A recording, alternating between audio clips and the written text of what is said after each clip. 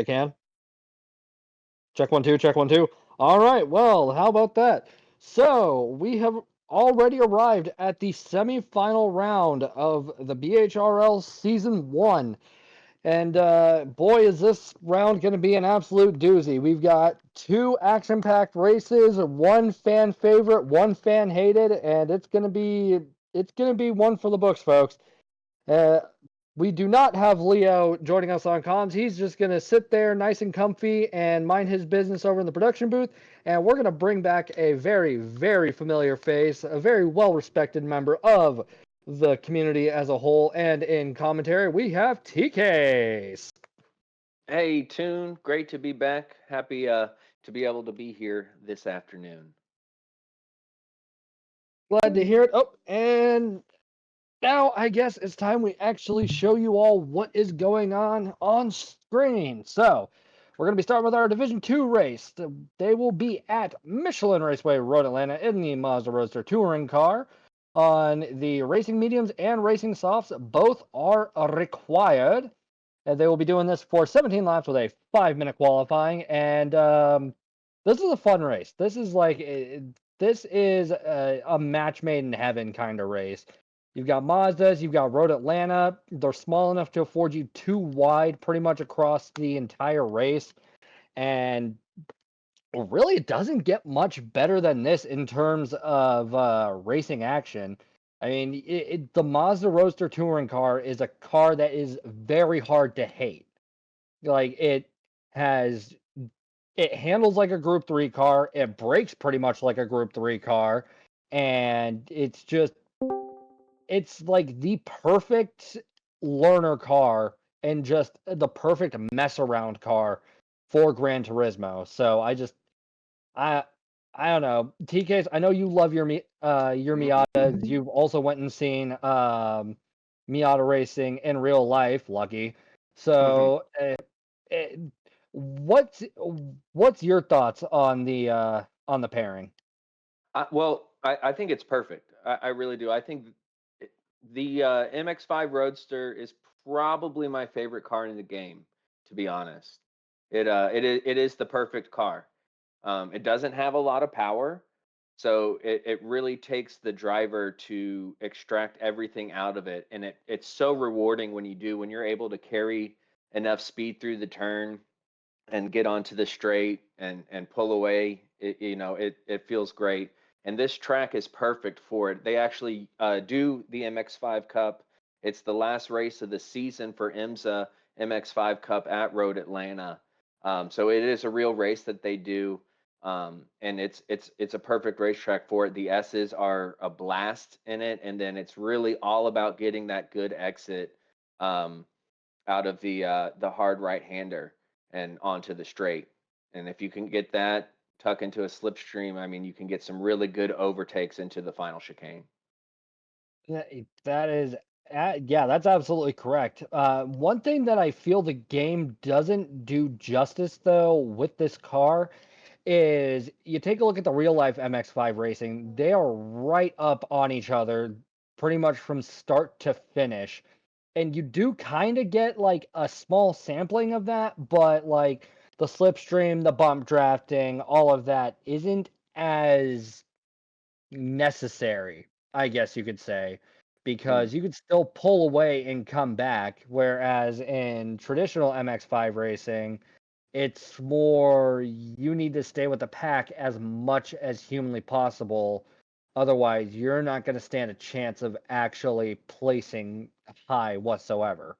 Yeah, for sure. And I think that really comes down to the skills of the drivers. I know we all like to think we're amazing race car drivers on Gran Turismo, um, but it is still a game, and the people doing the MX5 Cup are professional race car drivers, and being they're all getting that same exit and making very little mistakes, so they do stay tighter together than you probably see here in the game, because it is all about getting those exit speeds. And if the car in front gets a better exit or the car behind gets a better exit, they are going to pull away. Um, and so you got a little bit varying skill levels coming at you, so things do get a bit spread out. Yeah, that's a really solid point, and it looks like we will be starting our qualifying soon. So any drivers that are supposed to be in this race, well, hurry your ass up because we're starting soon with or without you. And it'd be a shame for you to miss out on this because this is a very, very good race. The original iteration of this was extremely short, but we went and fixed it. So now it's going to be even more fun for everybody. And I see we've got a grid of 5 at the moment. I think we should have at least one or two more joining in, but I think they might not make the cut for it. Now, should throw out between the inception or the inaugural race of this season and now, we now have money on the line. So drivers will now be able to earn themselves a cash prize at the end of next week's race, depending on their overall standings. So this just spiced everything up. And for those of you watching at home and want to donate, it's oh B, just type it in the chat. Uh, it's whatever Brigsby types in the YouTube chat that will send you a link to donate to the prize pool, and we will all be able to see these drivers put in just a little bit more effort.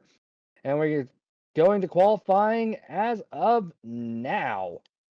So while we wait for everything to load up and get on in, let's see who will be the first one out of the box that we will be following for this qualifying session. Now, looks like, oh, we got one. We got a live one. Leo hit circle. Looks like Wambuki is outside of the pits. So let's see how he fares for his outlap. Coming up the hill onto from turn 1 into turn 2. Getting all over that curb. And I should throw out the track limits are on, but with how tiny this car is, I don't really think track limits are going to play too much of a factor. I don't know. This is one of the more narrow cars in the game, isn't it, TKs? Yeah, it's tiny. It really is tiny. It almost looks like a toy car when you see him in real life. But you know that curb that he went over that got you talking about the track limits. If you're behind somebody coming up the hill after turn 1, then it's really easy to jump that curb and pick up the track limits. Okay, yeah. That curb, I think, is probably going to be the bane of most drivers' existence just because it's very finicky. Sometimes you can just cut it and get away without the penalty, but like the next lap, you go over it, same angle, you wind up at the half seconds. Like the game just doesn't really make up its mind on what you're supposed to do. But Ombuki sets a 119 outlap, and he is flying up to turn 1 using the Group 3 esque brake markers. So that just goes to show the brakes on this thing are top notch. Coming on up the hill into turn 2 into the first chicane, misses the apex widely, drifts it a little bit, and gets onto the curb. Well saved by Wambuki. That is also actually a very good point about this car. Apart from it being just a proper sports car, it's also a very, very forgiving car in this game. It doesn't really have an implicit bias towards somebody on a wheel or somebody on a controller. It's there to help you have a fun time racing. And it's saddening to see that only 5 drivers were able to make it because this was one of the races you really did not want to miss, like whatsoever.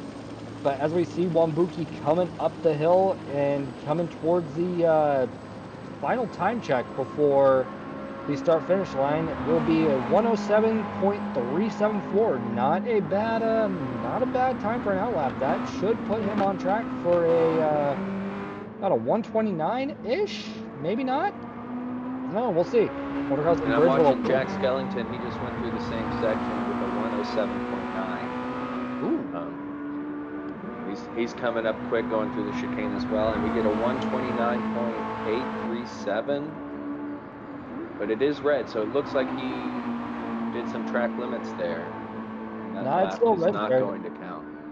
I think I know what's up Oh, with that. okay. I think the game is trying to register the outlap as a lap time, and it's trying to show the Ah, red as it was slower. I I don't know. see. PD's really It's weird with this. confusing sometimes. Okay, so they are showing fastest lap. Yeah, Wambuki with a 129. Jack Skellington just did a 130.343. We got Johnny Boy with a 131.139. And J Dog is just now coming around to complete. No, he's on his outlap. So he had some issues, had to go back to the pits, and is going again. All right. Should also throw out Wambuki's almost a second up on his previous time, and that's after the tires have gotten some wear. So this this car is a bit of an anomaly. The lower the tires get, the faster your times get. As he comes to the third time check, he is 1.1 seconds up on his previous lap. So Wambuki's about to set another blisteringly quick lap, and I think the other drivers are going to have a bit of an uphill battle for this one. Speaking of Yeah, so uphill, Tatui just put in a purple sector. oh, he So, did. yeah, but he's only, that was purple sector 1. We haven't seen his sector 2 time, so we'll see. But yeah, 128.513 from Wambuki. That is quick. Yeah, that is very quick. And in one of the practice races we held, I saw a couple people in the 127 territory, so there's still plenty of time to be found in this car. Although Wambuki's getting a little squirrely after the uphill chicane, but was able to save it and into the S's, holding it nicely, touching a little bit of the grass, but since only two tires got in, no dirty tires. And we are already on the final lap for qualifying. Looks like that little bit of squirreliness cost Wambuki half a second of his personal fastest lap. Now, it And seems Johnny Boy, oh, Tatui is just under a second behind Wambuki right now. This a is, 129.451, but that was his final lap. So he's oh, not that getting was, another one.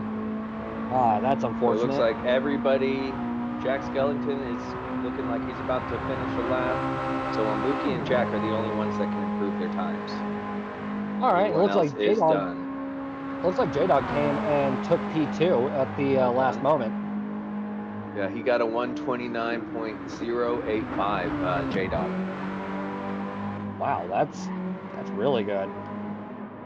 Now, as Wambuki comes up the hill for the final time for this qualifying session, let's see what he can pull off. Going a little wide, maximizing that downhill speed, and crossing the line with a 129.1. So no new records being set, but definitely holding on to a solid first place. Making our way Here over to comes Jack Jack Skellington. Skellington. All right, as he's coming down the hill, 127, 128, 129, 130. No new records this time, but still has 17 laps of this ahead. So it's anybody's game right now. And with a So pit just stop and tire change, it can all get twisted up. It all depends on some strategy and some good luck and some good racing. pit stop fuel entire change. Mm-hmm. But uh, as we take a look at the classified results for the qualifying session, P1 will be BHR Wambuki with the fastest lap of 128.513. Coming in P2, just slightly over half a second behind him, which is that's pretty quick. Is J Dog with a personal fastest lap of 129.085. Rounding out our podium for the qualifying session will be Tatui, followed by Johnny Boy and Jack Skellington, rounding out our top five and, well, our starting grid for this race. It should be a pretty fun race between these drivers, all things considered. So now we just wait for everybody to do their tire checks and just let them have it. Should also throw out to those of you that are new to this league, there are no assists barring ABS and driving line for the visually impaired. So there's no traction control, no counter steering, no active stability management. And honestly, I think this is the safest car you could be driving around for a league with no assists. The Yeah, for only sure. the And only assist you really don't want traction control with this car anyways, because it is so underpowered that when you have the traction control off, it basically takes away power from the rear wheels, and you need all of that speed. Carrying speed in this car is the most important thing. If you can carry speed through the corners, you're going to be quick. Yeah, that's a really, really good point. Oh, and looks like we're about to get the final underway. So, our semifinalists are on the grid waiting for the lights to come on and off. It is a grid start with a false start check, and hopefully they don't do what I did and jump the line and cause a massive pileup in the back half of the grid, but that is another story for another time. All right, and the lights are on. Now we just wait for the lights to come out, and they are off. Looks like everybody was a little bit sluggish on the draw, so nobody got a massive overtake done right out of the gate. But it looks like J-Dog and Wambuki are pretty much neck and neck as they come up to turn one. And J-Dog will be able to overtake him on the outside. Everybody is already starting to file in. We've got a little door-to-door action between Tatui and Wambuki. J-Dog avoiding the curb on the cold tires, a very solid move. As we take a look at Wambuki, who's about to be overtaken by Tatui coming into the S's. Oh, they are too wide. This is why the Miata is a good car, folks. This is why it is a good car. Look at this. Look at how close they were. They were able to run too wide through the S's, and look at he went from second to fifth in one turn. These Miatas are a car unlike any other. My goodness. Oh, and it looks like we have a track limit penalty for Tatui. Leo, can we jump up aboard and see what that is? Yep, that is a half-second track limit infringement, and if I were any of the drivers right behind Tatui, I'd be abusing that slipstream as much as I can, and Tatui will have to hope he can bounce back from this. Slowing down, and will anybody be able to get an overtake done? Does not look like they will at the moment. Should also throw out there is zero ghosting in this race, and J-Dog is currently running away while he Up can. the And inside by Jack. Yeah, Tatui's not giving way. Well done. Too wide through the chicane. It was borderline 3 wide for a moment, TKs. Oh yeah, for sure. And now Could not do that is anymore. moving back up. Possibly going to make a move into turn one. And one thing to note here too is the penalty is as Tatui goes wide. You're carrying a lot more speed going in there than you were at the start of the race, and it's really easy to miss your braking point and push it just a little hard. But the penalty here doesn't hurt you quite as bad when you're in these underpowered cars. The penalty is not as harsh as it is when you're in the three or four cars, because they're already underpowered, so that little drop off of power in the penalty isn't as significant. So as long as you can keep the 0.5, you can generally hold on to your position pretty well. As Tatui now gets another half-second penalty. Yep, he ran a little wide and got too many tires on the McWally curb, but it's a-okay. While Tatui goes and serves his penalty, let's go check on P2 and 3 and see how they're faring. Wambuki seems to have taken second place for the moment, and Johnny Boy is right behind him. Will we see somebody try and outbrake the other coming into this? Nope. And I also noticed Johnny Boy has the Stone Cold Steve Austin on the side of his car right now. So, and he's also got Stone Cold Skull on there. All right, I am respecting Johnny Boy for this livery, so I'm just going to enjoy this and see how he fares coming into turn one. Looks like Wambuki and Johnny Boy are starting to slightly close the gap to J-Dog, but don't know how long that will be. Also should throw out, J-Dog, I believe, started on the mediums, and Johnny Boy is on the softs, so I think J may have an advantage for a while. Johnny Boy is the only one on the softs. Everybody else is on the mediums, so he really needs to make this work for him and get everything he can out of those softs. Wow. Yeah, everyone else is on the mediums.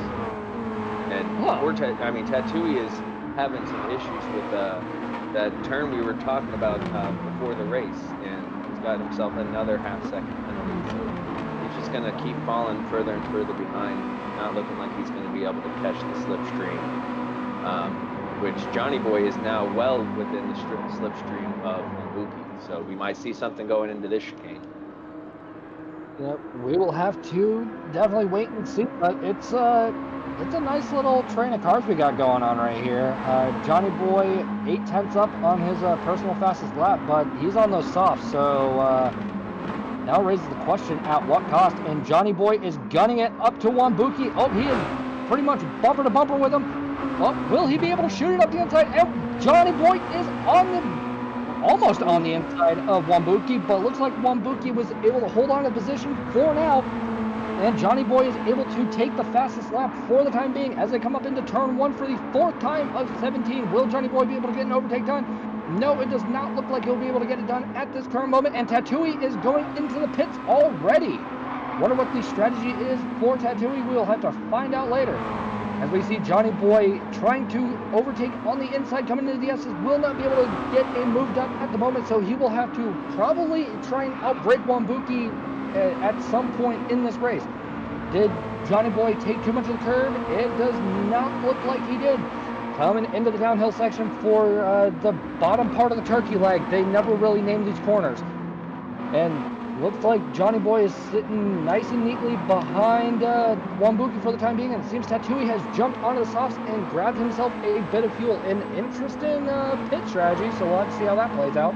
Yeah, I think when you realize the race is falling away from you, the only option is to do something different. If you follow the regular strategy, you're not gonna catch back up. So I think they realized, you know what, it's time to try something different. Let me get off this strategy that the rest of these guys are on and see if we can't make up some time somewhere. Yeah, I get that. It's just jumping to the softs early was a thing I really did not expect to see. I guess there is a first for everything. And as we stay on board with Johnny Boy, he is trying to get P2 off of Wambuki, but I think he might wind up pushing the car a little bit too hard. So it's only a matter of time before we see if all this effort was worth it or not. As we also take a look at his tire wear, he's almost at half life on that front left tire. His back left doing pretty fine. Those rights we don't have to worry about. This Ooh, Wambuki almost lost it. He's in the grass. And there we go. Way to be patient, Johnny Boy. He settled in there, just followed closely, and took the opportunity when a mistake was made. He sure did, and that was a very clean overtake from Johnny Boy as well. It looked a little tight, but he was able to get through it without any incident, which is really great to see. Now we got to see how Wambuki will respond to this. He did make the slight error, which cost him a position, but it also didn't cost him too much time, because it looks like Wambuki is deep inside Johnny Boy's slipstream and closing that gap to just over 3/10, and rapidly closing, mind you. So if Wambuki can get a good send, he should be able to take P2 again here in the very near future. They are Leo, both gaining on J-Dog. they are. Oh yeah, they are. Oh so my they God. are reeling them in. I think J-Dog has got a nice rhythm, putting in consistent lap times in the high 129s, low 130s. So he's got a good rhythm going.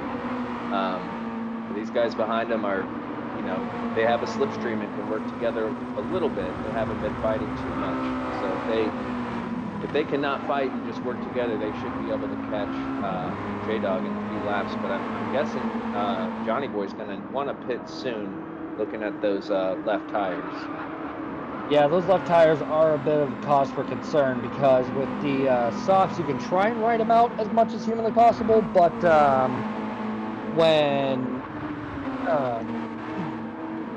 when the tires fall off too much, they're pretty much useless, as opposed to the mediums. Oh, and Johnny Boy has understeered off.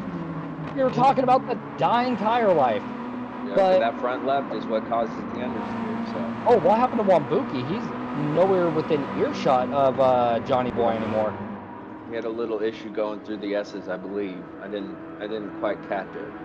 But things have spread out again, this is great news for J-Dog. If J-Dog keeps running their race, I think they got this one in the bag. I know it's early and plenty of mistakes can still be made, but they've been nothing but consistent, and with the guys behind continuing to make small errors, it's going to help them out a lot. But one thing to note, this is one of the hardest, at least for me personally, one of the hardest pit entries to get right and carry your speed without getting a 3-second penalty. And I know the half-second penalty isn't a big deal, but a 3-second penalty will really mess you up here. Yeah. Oh God. Yeah. Well, Well, while we see Johnny Boy try and hold off P2 with what remains of his tire life, let's see what J-Dog's looking like statistically with his tire and fuel. J-Dog's tires are... Yeah, he's going to need fuel before he needs tires. Mm-hmm. And he is already drifting it around. Yeah, J-Dog's having a grand old time. 4 seconds ahead of everybody. Let's cycle to the grid and check on Jack Skellington down in P4.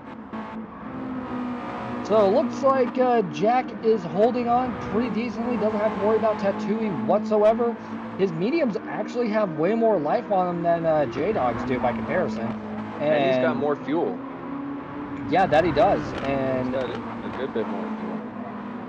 looks like Jack's running fuel map 1, so he's not doing any fuel saving. So I guess J-Dog's just pushing that car as much as he can to make sure he can hold on to P1. But that pit is... Look how close Johnny Boy is. Yep, let's go and take a look at Johnny Boy. They're going. He might be able to make a move. Nope. He's being smart. They're going to work together if they can. If they can be consistent, they can work together and catch up to J-Dog in no time. But it's looking like nope. Johnny Boy needs to go into the pits. Let's see if Johnny Boy can get slow into and the gingerly he's taking that. Yeah, this pit kills him. It kills me too, man. And if I mathed correctly, fuel and tires can run you anywhere from about 40 to 50 seconds in the grand scheme of it. So Johnny Boy will definitely lose some positioning for the time being. And this slow fuel rate, man, that's a long time. He didn't fill up all the way though, only 89%. So that he's fueling for these soft tires. He knows they're not going to make it to the end. So just enough fuel to get these soft tires around, and then probably going to have to pit one more time. Unless he fuel saves. Oh no, he jumped on the mediums. Okay, I was about to say, is he doing a double stint of mediums? Oh, that's right. Okay, so that's interesting that he didn't fill up all the way. Maybe he knows something that I don't, and is going to be able to make that amount of fuel last to the end, because those mediums should last to the end. Yeah, the mediums definitely will. The fuel was the real thing to be worried about. But I mean, Johnny Boy's put in the practice, and so we'll just have to check on him later. Let's see how Wambuki's faring now that he doesn't have anybody to contest the position with.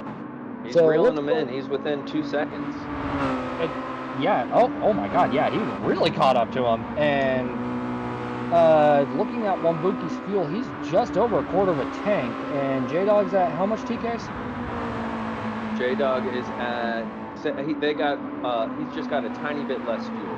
Not much. And you're right. Wambuki just set the fastest lap there. So he's really pushing. He did a 129, then a 128. And J-Dog did a 131 and a 130. So J-Dog has been a little bit slower, and Wambuki has been a bit quicker on those last 2 laps. So now we're in the second and a half of each other. Yeah. So Johnny Boy was still able with that pit, was still able to come out ahead of Tattooey. But I guess Tattooey has already made a pit stop. Has plenty of fuel, over half a tank, and is on the racing soft. So we'll see if Tattooey can make that last to the end. Yeah, it's anybody's race. We still got 8 laps left. We're just over the halfway point, and we haven't even seen everybody else go into the pits. So we don't even know if somebody's going to walk away with an unfortunate 3-second penalty for the pit entry, because it's just a nightmare. And as we see Wambuki set another purple. Yeah, he is flying. He's in the zone. You know, it's like when you're chasing the ghost. If you're practicing, like I practice, I set a faster car in front of me to chase, and it's like when you have something, you can see it, it's right there. It just makes you go that much faster. As he puts in a 128.7. So now that he's getting in almost within a second, I think he's just going to continue on. If he cannot make any mistakes, he's going to be putting a lot of pressure on J-Dog going into the chicane at the end of this lap. Oh yeah, without a doubt. And also should throw out, that's his time on mediums. If he pushes the softs, he might hit 127 territory as well. The car's getting lighter, so he's definitely moving with a little more gusto, and he is well with... Ooh, and an egregious track cut by J-Dog. Will he get a penalty for it, though? There it is, yes. Yep, he did. Unfortunate but it looks like Wambuki will be able to take P1 here in just a second. And he'll be able to hold on to it for at least a moment because, as you said, that half-second penalty really isn't detrimental to any of the drivers in the Mazda touring car, just because it is so underpowered. So as we see Wambuki closing in and now able to take P1 off of J-Dog, J-Dog might be... Actually, J-Dog's still within 0.2 of a second. Yeah, that did, like, absolutely nothing. So... J-Dog is flashing red on fuel, so I imagine he's either coming in this lap or has one more lap left of fuel. Oh, but he's... Ooh. Oh, yep, they're both going in the pits. Interesting. So they're both going to come out on a fresh pair of softs. Ooh. And some fuel. Make it last to the end of the race. So it's going to be tight between the two of them. It looks like J-Dog didn't even have enough fuel to get him around the circuit. He was at 3%. That's... wow. And Skellington just took the lead. Jack is in the lead, racing mediums, and he's got about a third of a tank left. Yeah, so less than a quarter. Less than a quarter. All right, but Jack will be able to hold on to P1 for a little bit and probably run as fast as he can to try and get as much of a gap as he can to not get himself a free pit, but definitely close the distance between them. Yeah, this is what we call the overcut. He's going to go longer, and hopefully now that he is out in front, 21 seconds ahead, he can put his head down, put in some nice quick laps on low fuel, so the car is lighter. And he was about 10 seconds behind when they went into the pits. So if after he comes out of the pits, if he comes out closer than 10 seconds, then the overcut will have worked in his favor. And if he comes out with more than 10 seconds, then it would have been better for him at this point. Yeah, and as we see Jack coming into the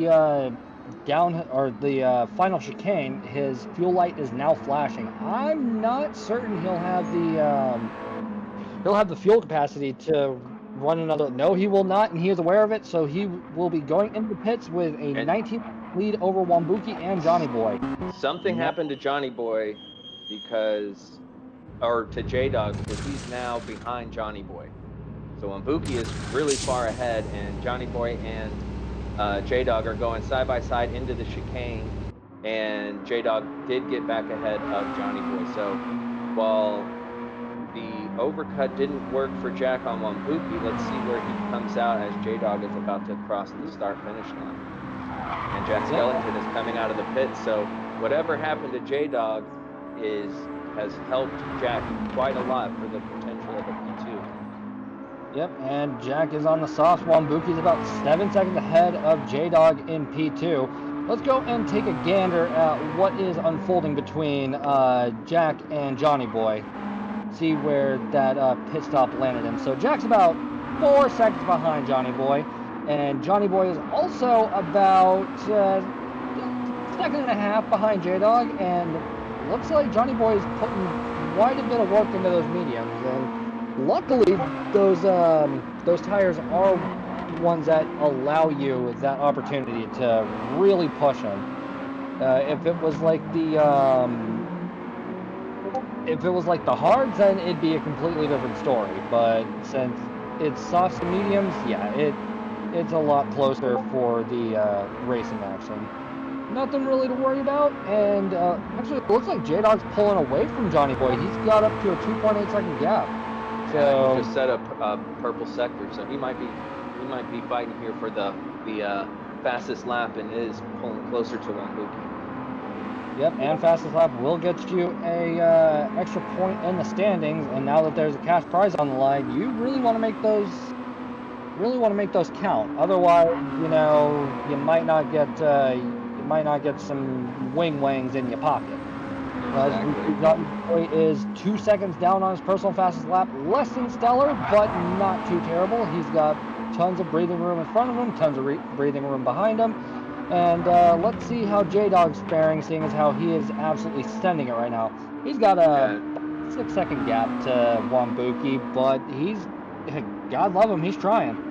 Yeah, and he just said, I mean, he did set this fastest lap, a 128.0, and he just set up, he's now half a second up on that time. So Yep. he is putting in some stellar lap times, and which is quicker than what Wambuki's doing. So um, if he can consistently, I think that's the biggest key in these cars is consistency. If you can put consistent quick laps together, you're gonna do well. And I think everyone has struggled a little bit, which is easy to do here because there's really no runoffs. It's grass, and that grass is slick. So it's real easy to push it just a little bit too hard and get yourself sliding off the track.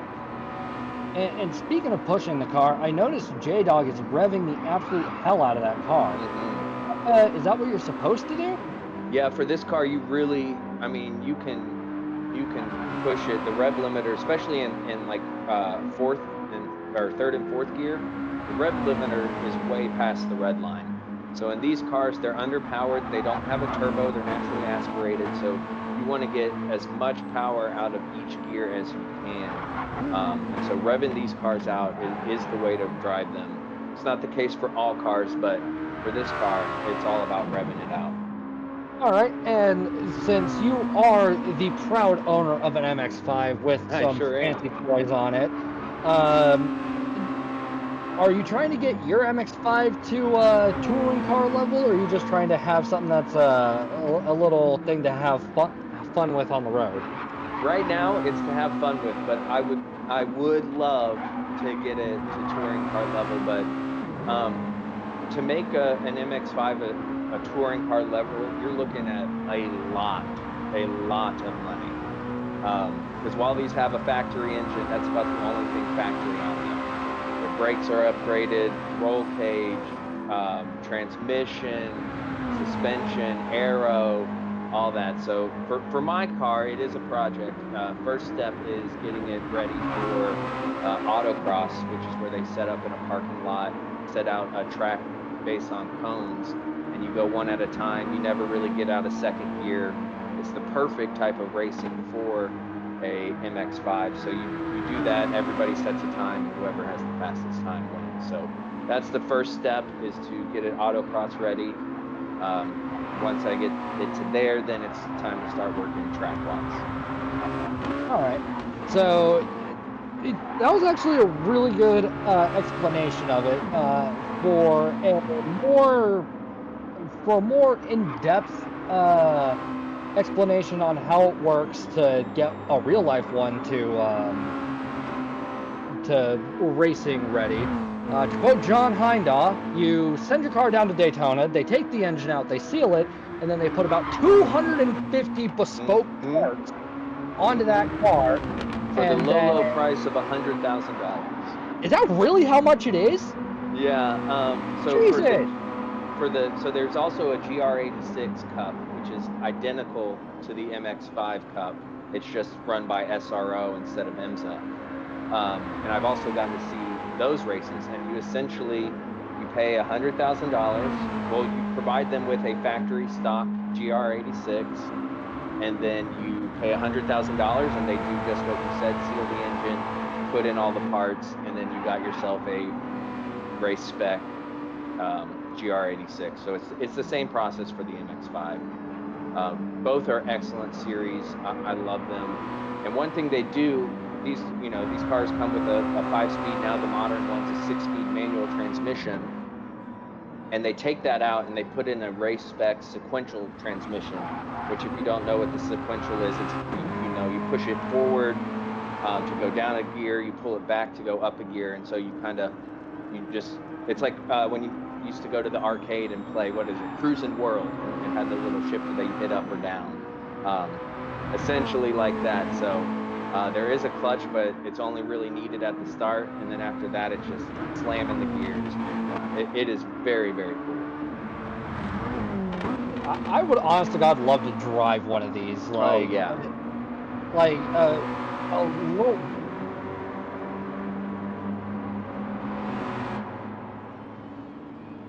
Well, I got a friend, so we just heard from Leo about an LS swap uh, for for the MX-5s, yeah, and it's pretty awesome. That's a really popular thing to do. You can do it with the Scion FRS GR86 Subaru BRZ, the MX-5, and the Chevy LS motor that they use in the trucks, the Suburbans, the Corvette.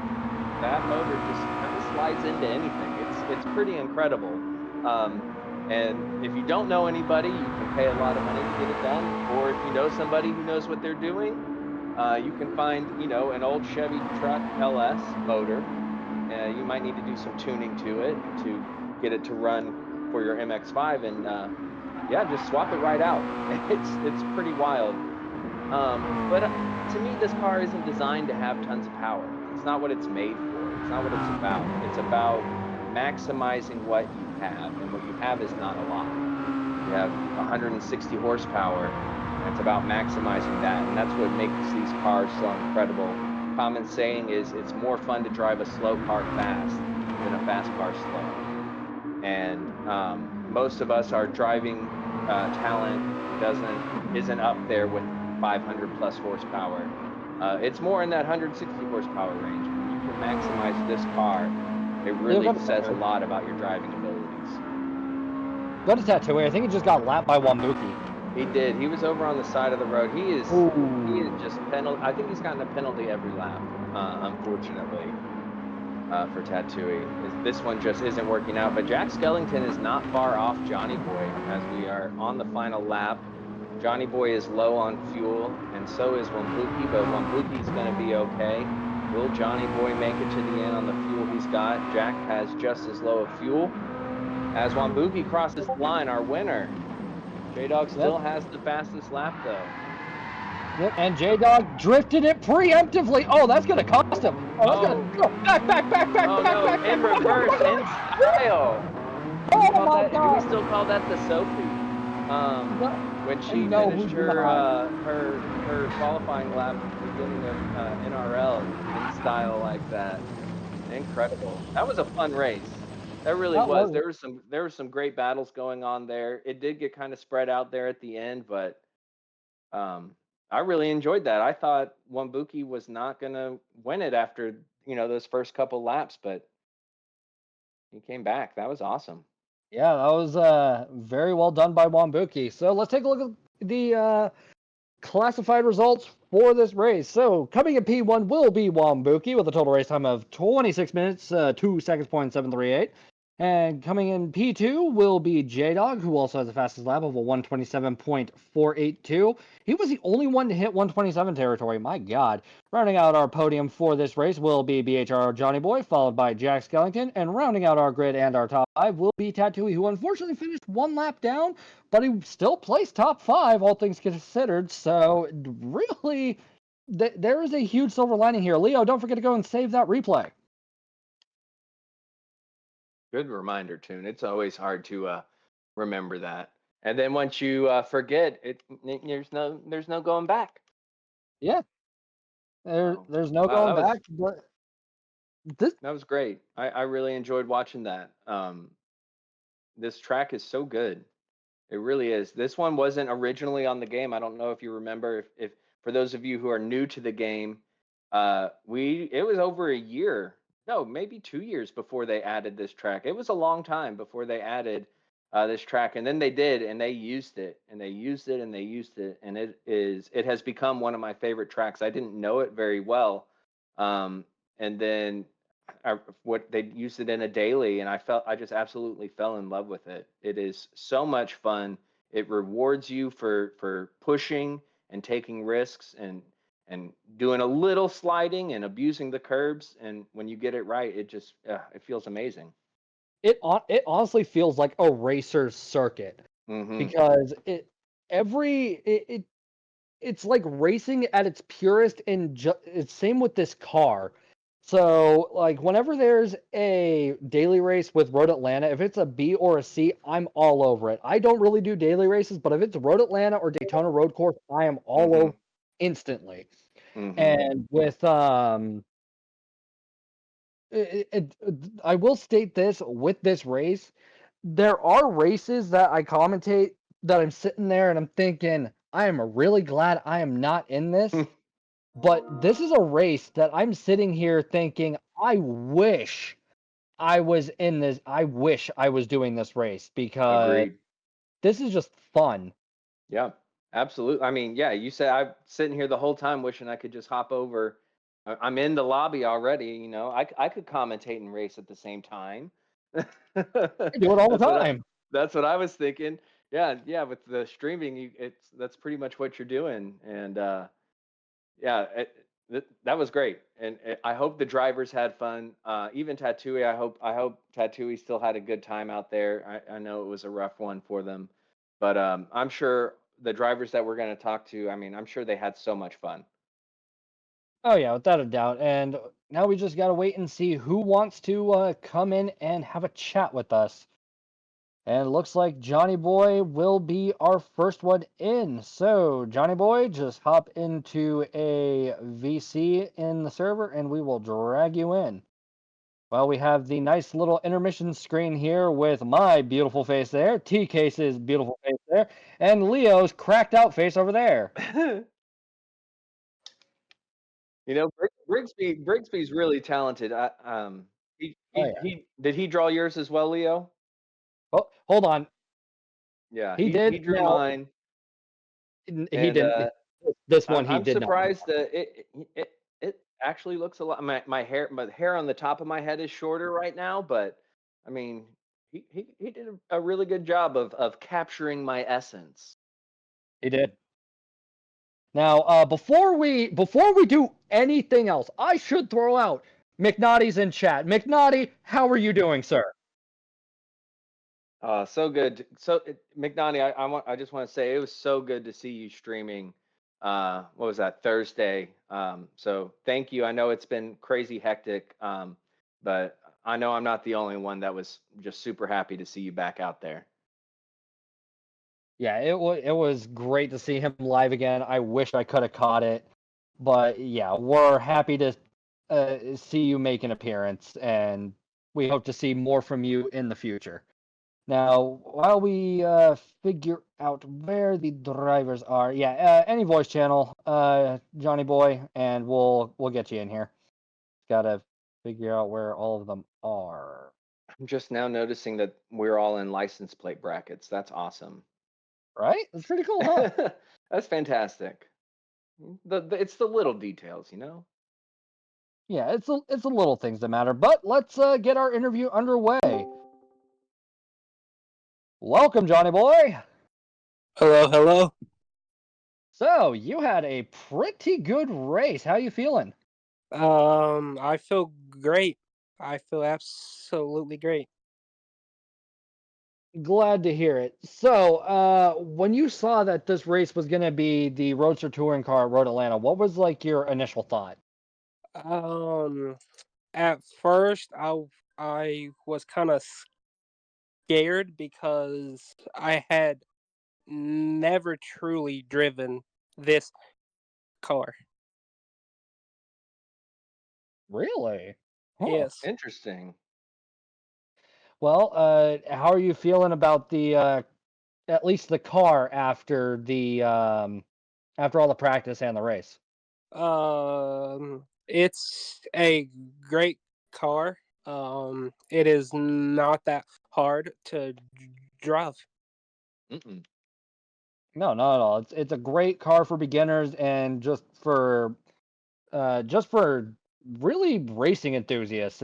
It's a great car. TKs, you got any questions?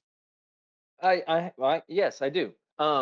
So the our viewers can't see this, but I can see a Hyundai Genesis 3.8 liter coupe, or is it a 2 liter turbo that I'm Um, looking at? that is a 3.8 Grand Oh, Touring. is that your personal vehicle? Yes, yes, sir. Oh, fantastic! Heck of a motor carriage right Hmm. there.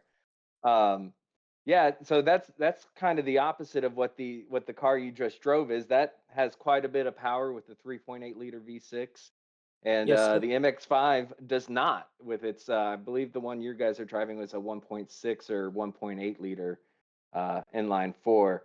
Um, it looked like in that race, a lot happened. I Yes. think everybody made some mistakes. we were following different cars. Where did you find yourself having the most trouble around here? Uh, the most trouble I would say would be going through the two right hand Mm-hmm. turns. I didn't really know which point to brake, so I kind of just guessed. I got you. Yeah, especially that second right-hander, it Mm, creeps up on you because you're just making any corrections after the first right-hander, and the next thing you know, you're having to brake and downshift to get into that next one. In the race, I believe you were as high as P2. yes. Um, did you feel a lot of pressure being in that position? Um, and how much pressure were you feeling from J Dog when he was coming from behind? Uh, okay. So being in P2, I felt a ton, and with J Dog, felt I felt a whole lot of pressure. J Dog's a good driver. He's a good player, so I was seriously feeling the pressure. Yeah, I believe it. I've actually been in several lobbies with J Dog, and he is very, very good. You did a great job, man. Thank Congratulations you. on that P3. You Thank you. deserve it, and great job. Thank you. Yep, Thank you, sir. awesome job indeed. You go and relax, and yeah, can't wait to see what you do for the finals next week. Great racing, bud. Okay. Thank you, guys. Yeah, man.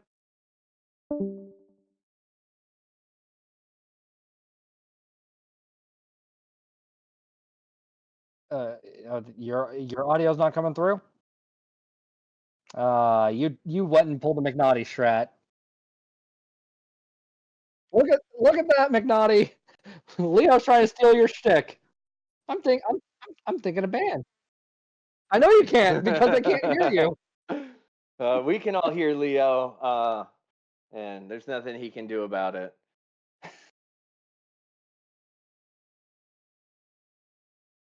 Nope, nope. Who do we Well, have next?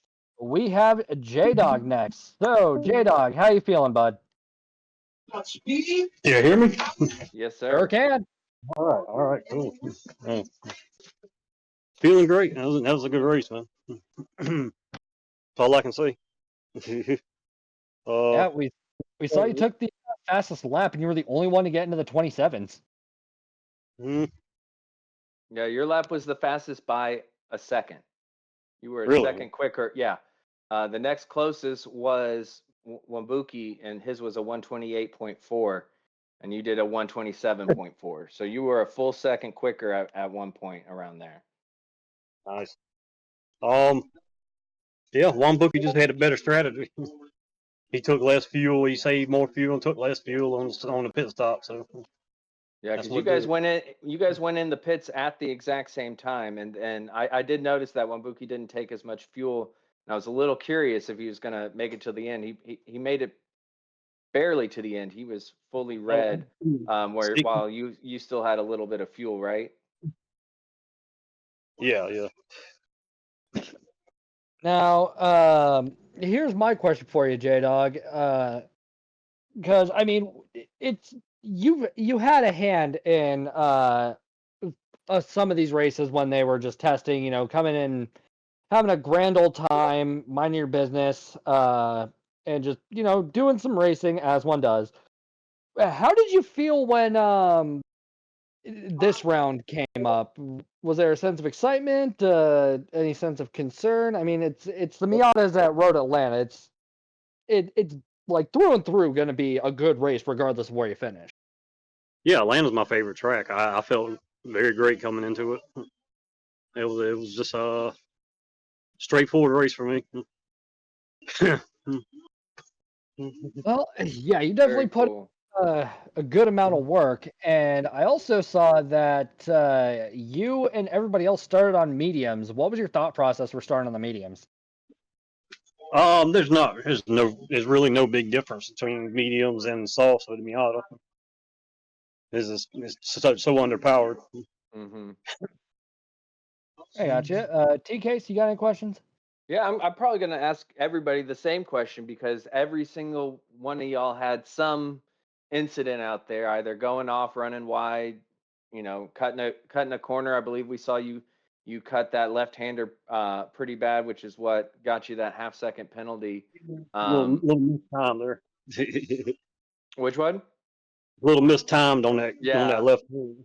And you had a lot of pressure behind you on that. Was that the most difficult part for you the whole way through, or was that a one-off? Did you have a part of the track that you just felt like you were struggling with the whole time? Mainly the uphill left-hander, the one that I cut. I think that was the one I cut. Mm-hmm. Yep. Yeah. That was the worst part for me, but I made it work. Yeah. I mean, you did a great job. It was a treat to watch those battles, and Leo, we D1 had lobby up. several different race leaders in that race. And it was really clean driving. I mean, I think we saw pretty much everybody go wheel to wheel through the chicane at one point. How was that as far as, trusting the other drivers around you not to, or to leave you space? Yeah, it wasn't too bad through chicane side by side, and the cars handle very well, so you can make it work very good there.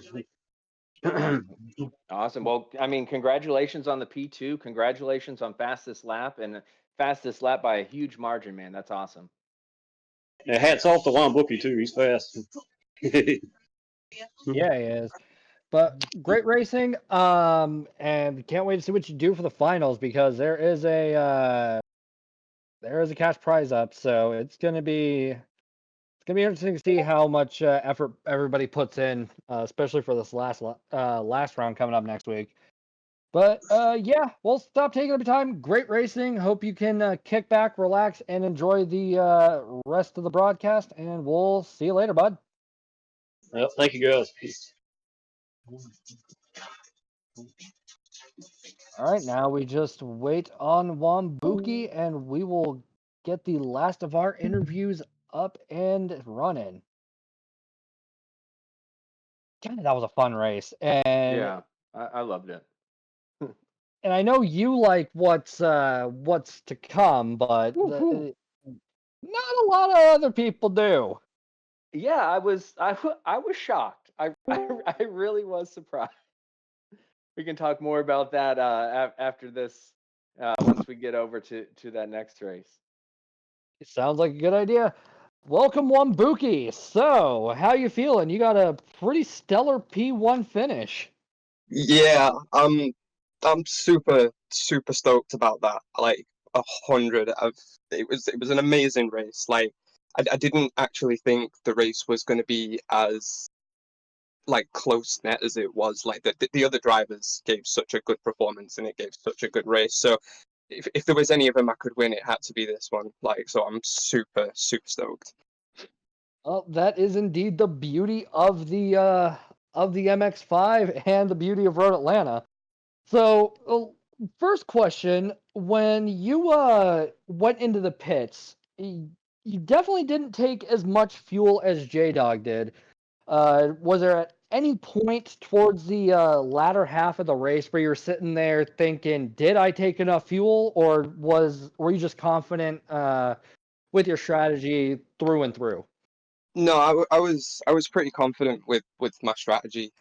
So I've been practicing this race. Specifically, me and Johnny Boy. I've actually been running lobbies for this, like for practice, like all week. So I had it pretty nailed where I needed to fuel to give myself. I think I actually overfueled a little bit because I ended up finishing with like 0.7 laps of fuel or something like that, just under. So but yeah, I was surprised that J-Dog took as much fuel as he did, to be honest. I thought he would have done the same thing, but fuel like he did, it's the pressure that I got from J Dog was like on the last few laps was just immense because I could always see him in my rear view, which was very daunting because J Dog's a quick driver. I mean, everyone in there tonight was exceptionally quick, but I've not really seen J Dog's lap times or anything like prior to this, so I had no idea how fast he was around this track, and so yeah, that's absolutely amazing. Really glad to hear that. TK's? Yeah, you're right. Yeah, I mean, I don't know if you heard or saw his fastest lap was a full second quicker than anybody else out there. So you're right. He was quick. I'm curious about what was going through your head because you had a rough start, and I had thought you were going to run away with it and win this thing, and then you had the start that you had, and you just kind of fell back and kind of kept falling back. But then you put your head down and executed a great race. What was going through your head there in those first, what was it, 3 laps, I guess, before you were able to get back into position? I just purely like nerves. I think as much practice as I could have, it's obviously different going through the actual thing because the pressure's on. And I think the pressure just slightly weighed on my shoulders a little too much. So I told myself to just pull back a little bit, like just take not drive safely, sort of thing, just kind of settle in and then go, and it paid off. So yeah, no, I think it was just nerves to start with. It really did. I was after that happened, I was just like, oh my gosh, is it for him? And then no, I mean, you settled down, you calmed yourself, you did an excellent job going through there, and I think of all the drivers, you were probably the most consistent in your lap times, which made a big difference. You just were consistently putting down really solid times. I think 29s was your average lap time, and it worked out for you, and you timed that fuel perfectly. I was nervous that you were not going to make it to the end, but clearly you'd done enough practice and knew what you were doing, and pulled it off perfectly. Well, there was last week's race. I had a fumble in the pits where I kind of overfueled on my last stop. So it was like one of my main focuses to make sure that I don't do it this week. So yeah, super happy. Very But nice. yeah, Learning from your mistakes. That's fantastic. Yeah, everyone was super quick out there today. So obviously, congratulations to everyone on that track today. They were all amazing. It was such a fun race. Like I mean, I drive the Miata daily as a regular car for me anyway. It's one I drive quite often, so it was just such a fun race. I can't believe the fun I had. That's fantastic, and that's what I mean. We were talking about that the whole time about how great that car is to drive, especially on that track specifically. And I'm glad to hear about how much fun you had. I asked everybody this question: where did you find you struggled the most around there? Because everybody had a spot where they just seemed to at least once make a pretty big error that cost them. Where did you find that you were having the most trouble? So for me, it's like after T1, you've got that little sharp right-hander into the downhill mini sort of chicane bit, and then that uphill left-hander. It's basically kind of the whole of section 1, really, was not like I sort of could not figure out. Because going over those like the apexes in those cars, if you put the throttle down, it will just spin the car out. So it's trying to figure out like how to cut it, but also keep the car stable. And it was just a nightmare to figure out. And that second 90-degree turn, the two right-handers that are together, that second one, I just could not figure that out for the life of me. So that was just winged on a prayer.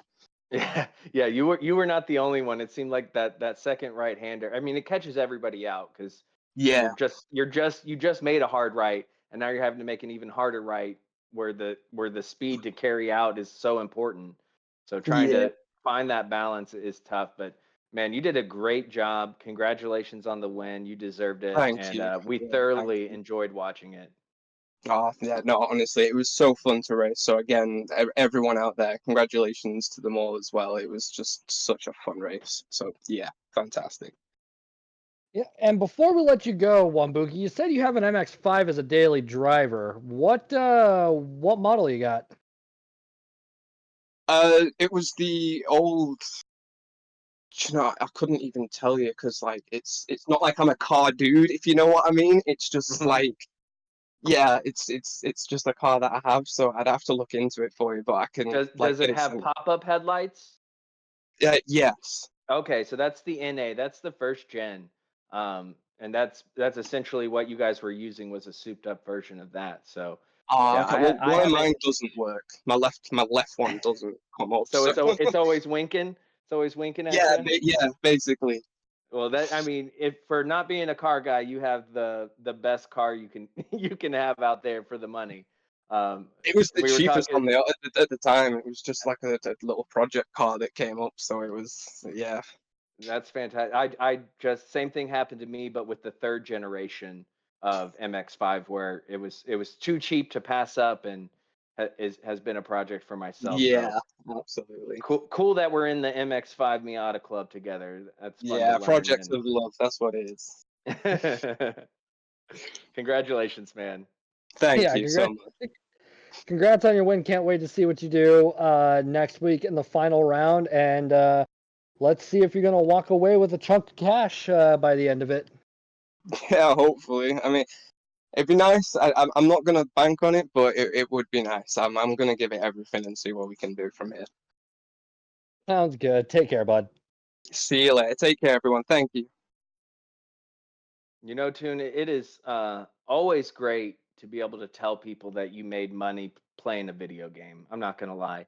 Right? I've gotten a little bit of money from my streaming, and then doing the commentating for NRL, and even if it's a big chunk, a small chunk, the fact that we're just playing a game, doing something we enjoy doing that we're going to be doing anyways, and then to be able to get a little money on top of that, it's just fun, and it's a lot of you can go find that teacher that didn't believe in you and be like, look at me now, I made $100 winning BHRL. What are you going to do about that? Yeah, sitting there saying, "Hey, yeah, remember we said I wouldn't amount to anything? I just won $100 in a race. Up yours." Exactly. Exactly. Just make sure you check in at the front desk and everything, and follow all the rules before you get in there. Oh yeah, you don't want to get in trouble. But let's jump back over to the gameplay and take a look at qualifying, which unfortunately started while we were rambling. So come on, let's go. We All right. we have a pretty stacked lobby right now, so we're gonna be seeing a lot of racing action. And looks There like are some fast drivers in here. Fast drivers. oh yeah, and I think Josh Moment was the first one out of the pits. Yep, in the Chevrolet Corvette C8 2020, I think it is. Yeah, that thing. What you see Heck on of a screen. motor. The Corvette C8 2020 with that LS engine we were talking about earlier, and on the sports, hards, mediums, and softs, all of them being required. They are going to. There's going to be some rioting after. There's going to be some cars on fire, probably a public execution of Leo and a few others. It's not going to be a pretty sight, but I mean, better him than us, I guess. But as we see, I don't Josh, get that, Tune. I don't understand.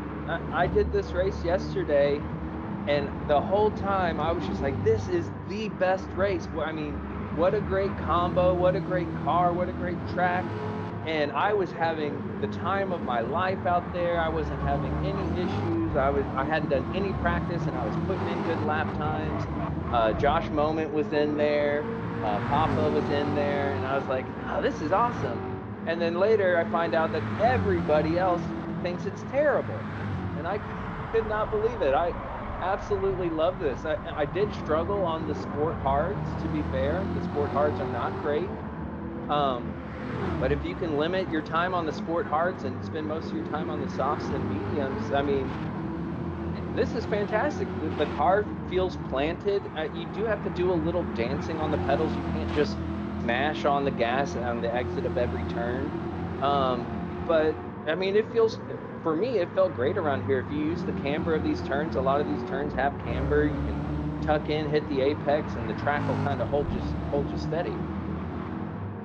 Yeah, I think one of the reasons that maybe it makes no difference to you is every Tuesday you host your TK's Lobbies, a mystery car, and is always on these sports soft tires, arguably an underappreciated tire compound, if I'm honest.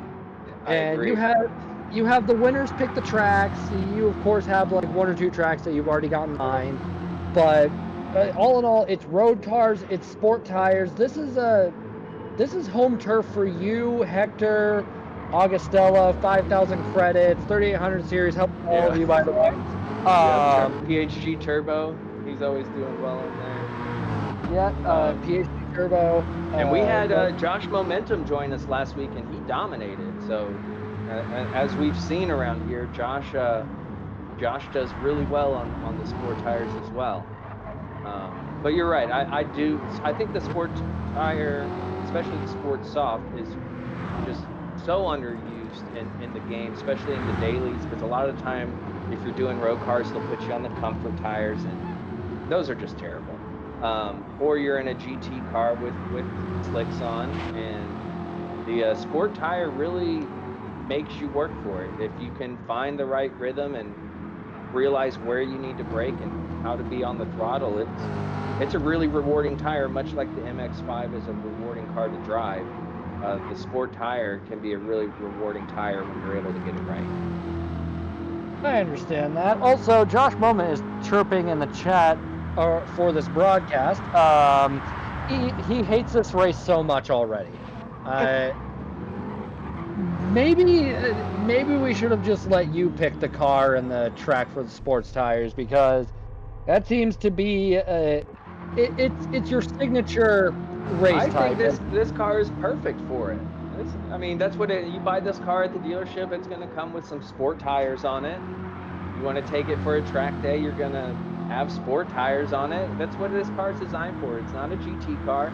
This is a road car, but it is a very fast road car. And so having the sport soft, sport mediums, I think it suits it very well. Now the sport hards are a different story. I understand if it was just on the sport hards, yes, but you can get away with just a few laps on those hards, get off of them, and then be able to push it.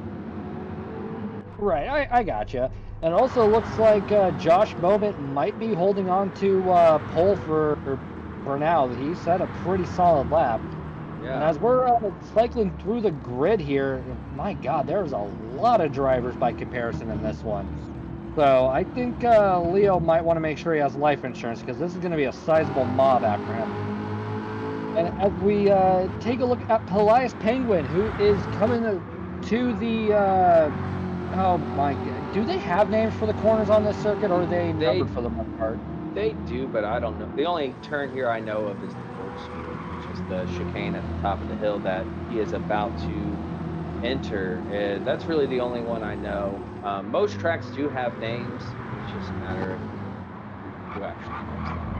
And I do not. Yeah, I don't understand it either. But, oh well. We're just here to talk while they do the actual hard work. And I'm also taking a look at Pelias Penguin's livery. It's not. Ooh, Papa was on a hot lap and he just went off going into the final turn. He was able to hold it together, but that's ruined his lap. Unfortunately, he's just behind Mr. Penguin there. I don't even think the drivers really had time to cross the line yet again. But let's go and take a look at the classified standings for qualifying. So starting pole for this round of torture will be BHR Josh Moment with a personal best lap of 129.713. Coming in 4/10 behind him, just under half a second, folks. will be PHG SBC, aka Cole Trickle. And carrying on down the grid of the BHRL brought to you by PHG will be PHG Shaggy Doo 88 with a personal best lap of 130.447. Making our way down the grid, we have D. Rodriguez, yet another PHG member, in PHG Salamander MN with a personal best lap of 130.812. Followed by Shanzi, Pelias Penguin, the proprietor of PHG himself, PHG Papa, and then rounding out our starting grid will be IRL Barber Boy with a personal best lap of 133.166. It's actually a pretty close grid, so this is going to be a very fun one, and I hope they've got at least a solid idea of what they want to do for strategy. I think if I was in this race, I'd just start on the hards, get the worst part of it over with, and then box a couple laps in, because it's 15 laps. So you can pretty much have a maximum of 5 laps per tire compound. But with those hards, I'd probably go 2 and then take my chances. What about you, TK? Yeah, so when I did the race yesterday, I didn't have any strategy. I just pushed it every lap. So it was, pit every 5 laps, which was a huge mistake because 5 laps on those hards were tough. So if they want to do minimum tires on the hards, they are going to have to fuel save, because I was boxing due to fuel, not due to tire wear. So if you want to do a couple laps on the hards, you can push hard and pit, but then you're going to have to do a little fuel saving on those other stints. I do hope there's a mix of strategies where we get people starting on different compounds, but we'll see how that goes. Sounds like a plan, and looks like we're just waiting for this race to be underway. Now, 15 laps, the Corvette C8, that's actually, in the grand scheme of it, that's newer than the GT3 car that we have, isn't it? Yeah, the GT3 car is the old spec C7 or C6 or 7, which is the front engine rear wheel drive. And then the newest Corvette, which they are racing with now in IMSA and everything, is the C8, which is a mid-engine car. So it's the engine is in the rear, over those rear wheels. And honestly, I think it gives it a little more grip coming out of the corners versus having the front engine rear wheel drive. All right, I gotcha. And as we wait for these lights to fully come on and then go off, let's see if anybody will jump the line. It does not look like it. Everybody's showing great discipline, and away they go for Division 2 semifinals of the BHRL Season 1. And we have a train of cars right now. We've got some 2-wide action between Shaggy and Cole at the moment into the double apex. I think it's called the Andretti something. That sounds about right. Yeah, the Andretti something. We'll go with that. Andretti curve, I think it is. I don't know. Either way, Shaggy is right up Josh Moment's chuff at the moment. And yeah, they are all very close to each other. Got a little bit of dirt kicked up, but it was only 2 tires, so technically not dirty tires according to the game. Don't know how that works, but whatever. And we got all 3 tire compounds on the grid right now. We got Josh on the softs, Shaggy behind him on the softs, and Shaggy's making that move. We got SPC on the softs, then Salamander medium, Rodriguez medium, Pangolin hard, Shanzi hard, and Papa hard, as well as Barber. So starting in the back, they started on the hards. Starting in the middle, they started on the mediums. And starting up front, they started on the softs. That was actually a pretty solid move. Actually, I think Josh Moment's actually on the mediums. Yeah, Josh Moment is on the medium, so he did start on the mediums, and then Shaggy and SPC behind were on the softs, and then we had the run of medium tire runners. So Josh is on the mediums, so that does make sense why SPC is all over the back of him and how Shaggy was able to get ahead as quickly. And now it looks like Shaggy is pulling away. So curious to see how long they go on these softs. And that as SPC is trying to go around the outside, maybe we get a switcheroo right here. Nope, Josh covers that apex well. Yep, Josh was able to defend his line quite magnificently, and judging by the cars on the track map, oh, actually, hang on, Josh Moment got a little squirrely and afforded Cole the opportunity to run 2 wide with him. And space is given. Well done, guys. Yeah, great sportsmanship by both drivers. But in a also, daily race B, you just get run off the track. So it's refreshing to see space being given and afforded there. yep, and this also is a good point of don't do dailies, join a league. It is way better. It is fun. If you can get in a lobby or a league with people who are there to race and race hard but race clean, it's completely different from doing a daily race. Oh yeah, without a shadow of a doubt. But judging by the cars on the grid, it has fanned out just a little bit. But by the end of lap 1, everybody was still right on top of each other. So it looks like we will not be reading any eulogies apart from Leo's at this moment. So speaking of moment, Josh Moment is coming around the final turn, getting a little bit squirrely on those mediums, and we're only on lap 2 of 15. And there's actually quite a bit of wear on his tires already. And if you've noticed, he's been going back and forth between 1 and 2 on his fuel mapping. So he is doing a strategic fuel saving there, switching it over. I've seen him switch it over to 1 a couple times. And that just, it's how much fuel is getting put into the engine. When you're at 1, that's full power. And the higher the number that gets, the less fuel is being fed into the motor, so you're getting less and less power. So when you have a higher number on that fuel map, you're not maximizing the power of the engine, but you are saving some fuel. As Shaggy has extended his lead out there by quite a bit. He's 4.5 seconds ahead of Josh. But again, he and SPC are on the softs while Josh is on the mediums. And there's a pretty good battle between Rodriguez and Salamander, both on the medium tires coming up the hill as well, just behind Josh. And Rodriguez might be able to make a move going into the corkscrew. We will have to wait and see as we see Salamander defending his line. Rodriguez getting right up on his backside, but avoiding contact in proper racing fashion. And it looks like Salamander will be able to hold on to P4 for the time being. And for those of you just tuning in, hello, good evening. Pleasure to have your company. Tune TK-san comms with you. And we are on the final race for the evening in the semifinals of the BHRL Season 1. And as we spectate Salamander, if we could quickly jump to Chase Cam so we can admire Sal's handiwork. Salamander MN has been listed as, actually voted, one of the finest livery designers in the world through Digit Gaming's community. And as we take a look at the livery in full, my God, it is very well earned. Nice honeycomb pattern on the car. Yeah, that is an absolute masterpiece. I don't know how he does it, but it is a work of art every single time. Now, we also see D. Rodriguez having a bird on the hood of his car. I don't know exactly what that bird is, but that's the Trans Am Firebird. Ah, see, this is why I just talk. I don't know cars. And so real quick, Barber Boy, Shanzi, and Pangolin were all on the hards. They all had about half a tank of fuel and went in. Barber Boy came out on the softs, and Shanzi and Pangolin came out on the medium. So they all did 3 laps on the hards and were done.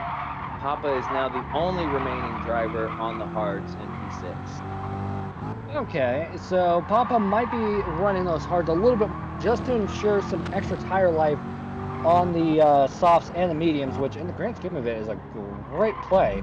If those of you in PHG do remember fondly and were around for it, Papa pulled quite some upsets during the NRL's 3rd season by really just winging it and doing some Hail Marys, and got him some spectacular wins. And something tells me Papa might be channeling some of that energy.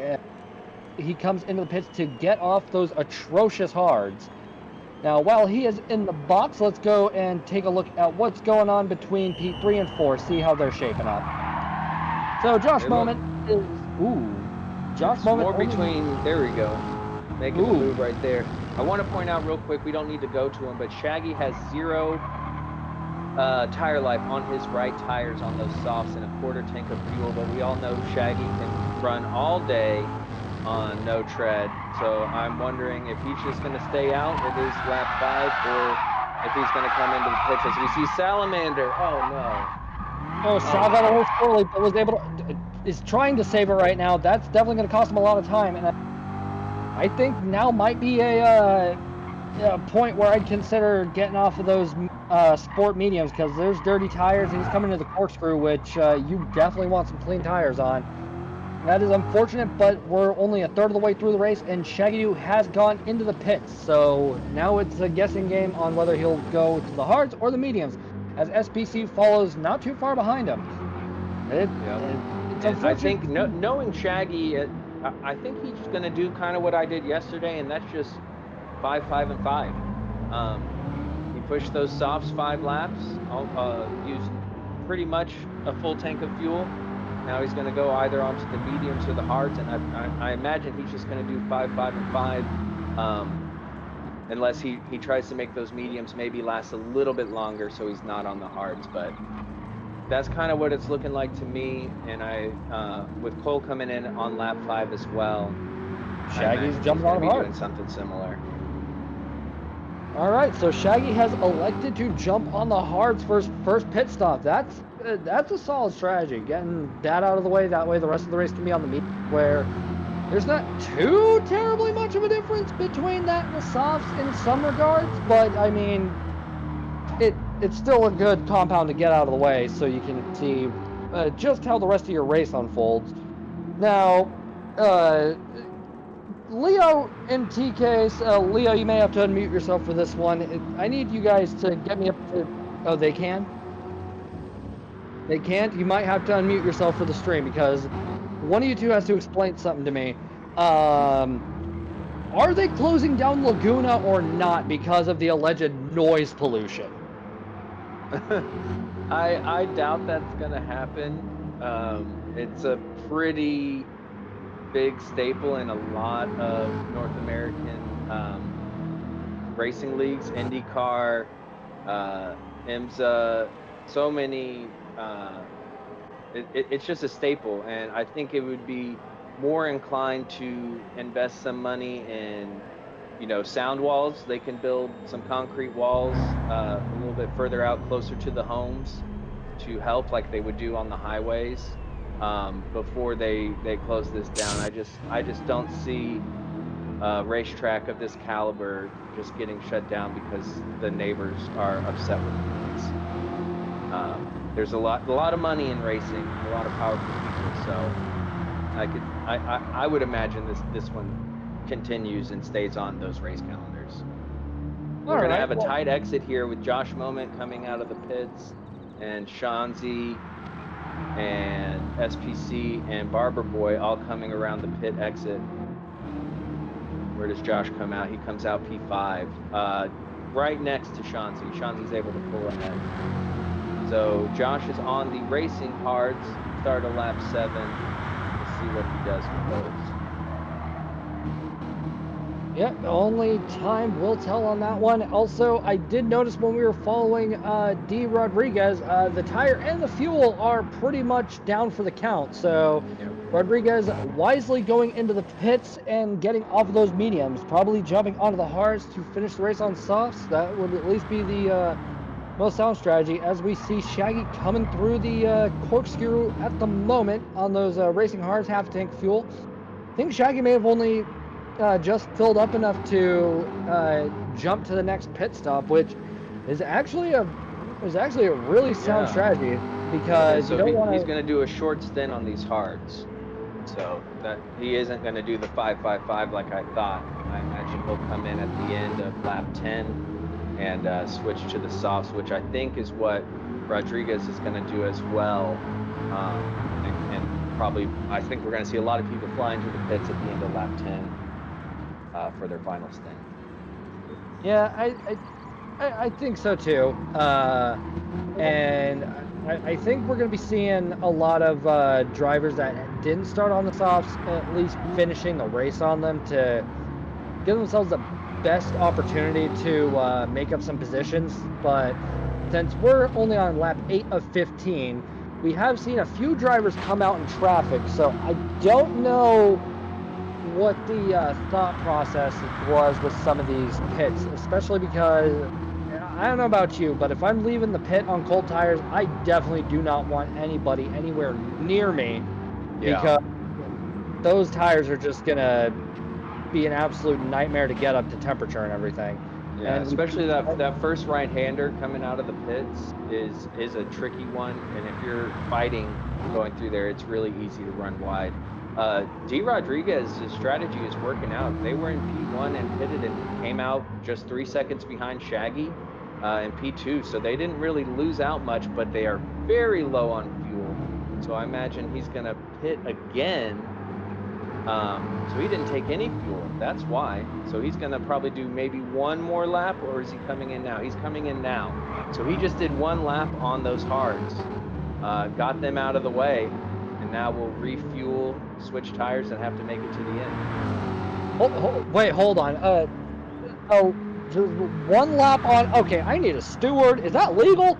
It is legal. You just have to use all the compounds, not complete laps on all the compounds.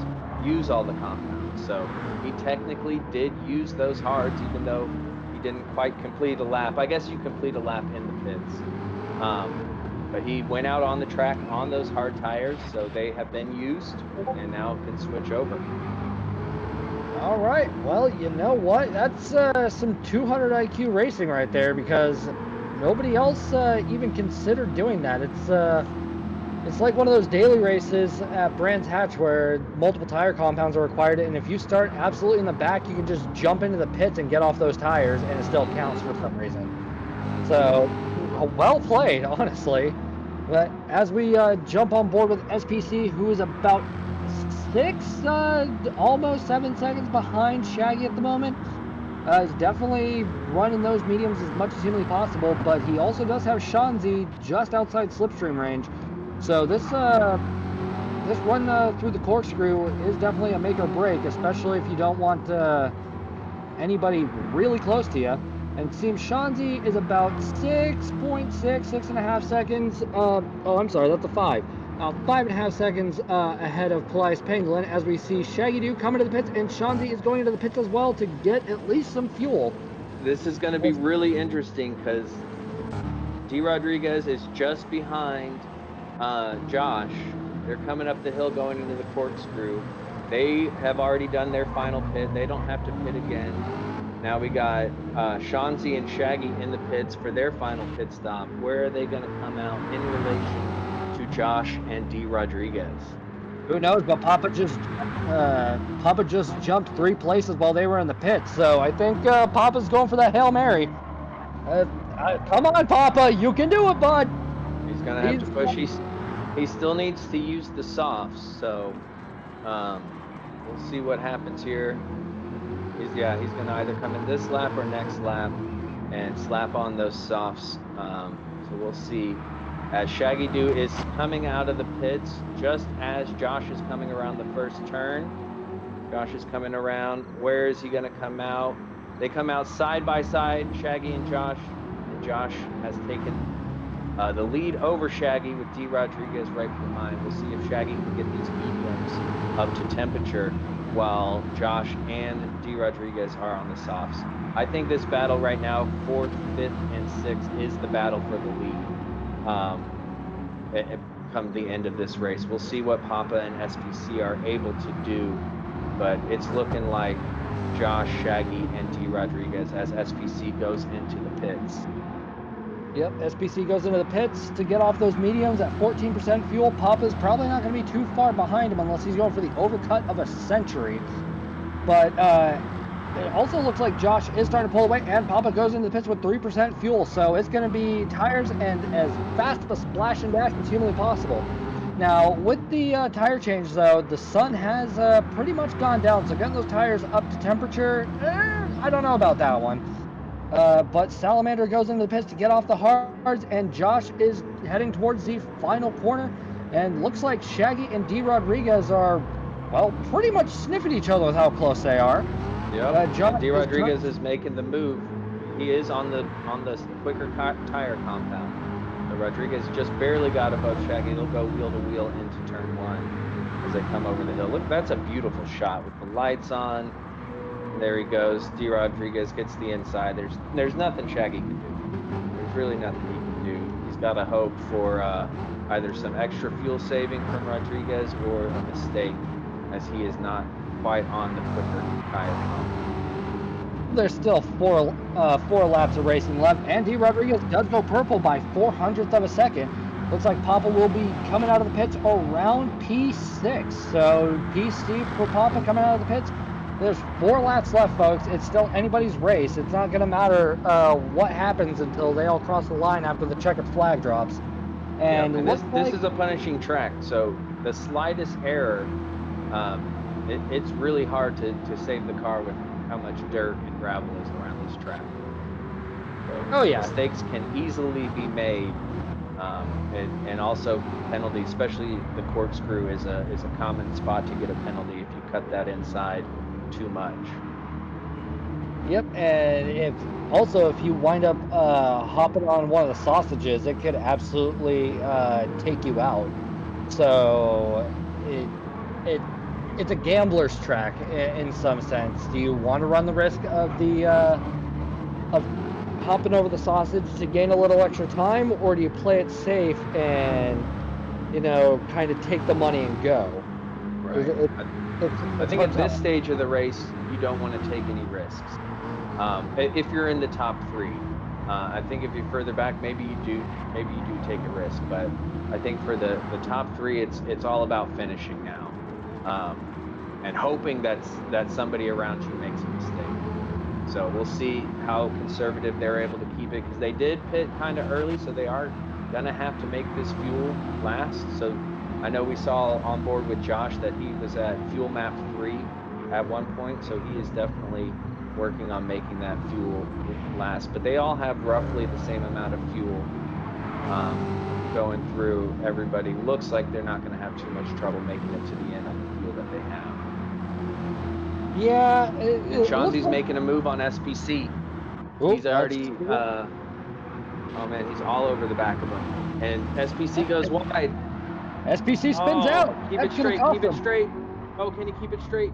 So that's what we're talking about. Is somebody going to make a mistake, and are you going to be there to capitalize? I think Papa might be able to capitalize here soon, seeing as how that gap has just dropped from 12 seconds to 5, actually 4. And SPC has quite some dirty tires on him, so I think he might be conceding P5 unless he can get his ducks in a row pretty quickly, because that gap dropped 9 seconds. Oh, he's getting squirrely again. He's all loose. And Papa are able to just absolutely pounce at the opportunity to overtake SPC. So he's going to have to do some defensive driving. He's going to have to do it real quick. But those dirty sport tires, I should say, definitely aren't going to do him any favors, especially in a mid-engined Corvette. And no, Papa is on the softs, while SPC is on the hard. So Papa is on the quicker tire. And in my experience here, those softs or those hards were very difficult. They do not provide very much grip, so you gotta be really cautious on your throttle application, as Papa is really gaining on him now. As SPC touches the gravel, Papa just set a purple sector. He is flying as he goes around. Wow, that's not a traditional overtaking spot, but Papa just carrying all that speed up to P5. Yep, this is why Papa is the proprietor of the ever-growing PHG Army, and also literally has songs written about him. The songs are in his Discord server, by the way, if you want to give him a listen. That's pretty good. As we see Papa coming up the hill, heading towards the corkscrew. Looks like Pangolin is side-by-side with SPC. Will he be able to get the overtake done before he will be able to get it done before the corkscrew, and Papa now has a nice little train of 3 cars, but he definitely still has an uphill battle. We have 2 laps left, and Papa has a 13-second gap to Chauncey. But it's definitely not over, folks. And a top 5 is definitely a great position regardless. So Papa's just got to keep his head down, race. Oh, we've got a party of 4 coming on now. We've got Papa, Pelias Pangolin, SPC, and Salamander. And SPC's getting a little squirrely coming out of that hairpin to the start-finish straight. And D. Rodriguez is gaining on Josh. I think Josh has been fuel saving, and it has allowed D. Rodriguez to get within 2 seconds. up at the front. Ooh, we're going to have to go and keep an eye on him in just a second as we see Papa run a teensy bit wide coming out of the Andretti curve, but was able to kind of hold on to it and maintain quite the gap between himself and Pangolin as he goes 1.5 tenths purple. So if Papa can carry this momentum, he will definitely take the fastest lap from his own Minister of Speed, Shaggy Doo. But let's go and check in on Mr. Rodriguez. Coming into the corkscrew, holding it nicely. Yeah, he's definitely gaining on Josh Moment right now. But his tires are looking a little worse for wear, so... Josh's are looking worse. Oh, they are? Josh's tires are looking a lot worse. Oh. They have the same amount of fuel. Oh my goodness, he's getting so close. This is going to be a very exciting final lap. Andy Rodriguez pushing almost within a second now of Josh on the final lap. Did we just see a car get lapped? Yes, that was... yeah. No, they're not out of fuel. It looks like they are paused. They got the hazards on and are just cruising along. I think IRL threw in the towel. That is unfortunate to hear. And yes, Hector, that is T-Case. So we have What up, Hector? We have D. Rodriguez just over half a second behind Josh Moment on the final lap of this race. So Josh is going to have the definition of a perfect lap, which will be pretty hard, seeing as how they both have virtually no tires. They're running low on fuel, and at this rate, it's who can survive the best. As they come up the hill towards the corkscrew for the final time in this race, Rodriguez is getting very close. Will Rodriguez be able to send it up the inside? All No, Rodriguez is playing it safe. No trying to send it at the moment. And looks like Rodriguez is actually trying to ride Josh. Straddles the curb. Oh, come on. Doesn't look like it was enough, though, as we see them both straddle the curb for the second to last corner coming into the hairpin. It's going to be a drag race to the finish line. And Rodriguez goes into the wall! Oh, my goodness. Catastrophic. Josh shut the door. Josh shut the door. Shaggy's pushing. Shaggy's going to get by him. Yep, Shaggy gets a little squirrely. There was no... No, 2 he's got a seconds pen. for what? I don't know what that pen was about. That was no contact penalty, even just because there was no ghosting, but there was nothing either of them could do. They were passengers. I want that 2 seconds given back to Shaggy.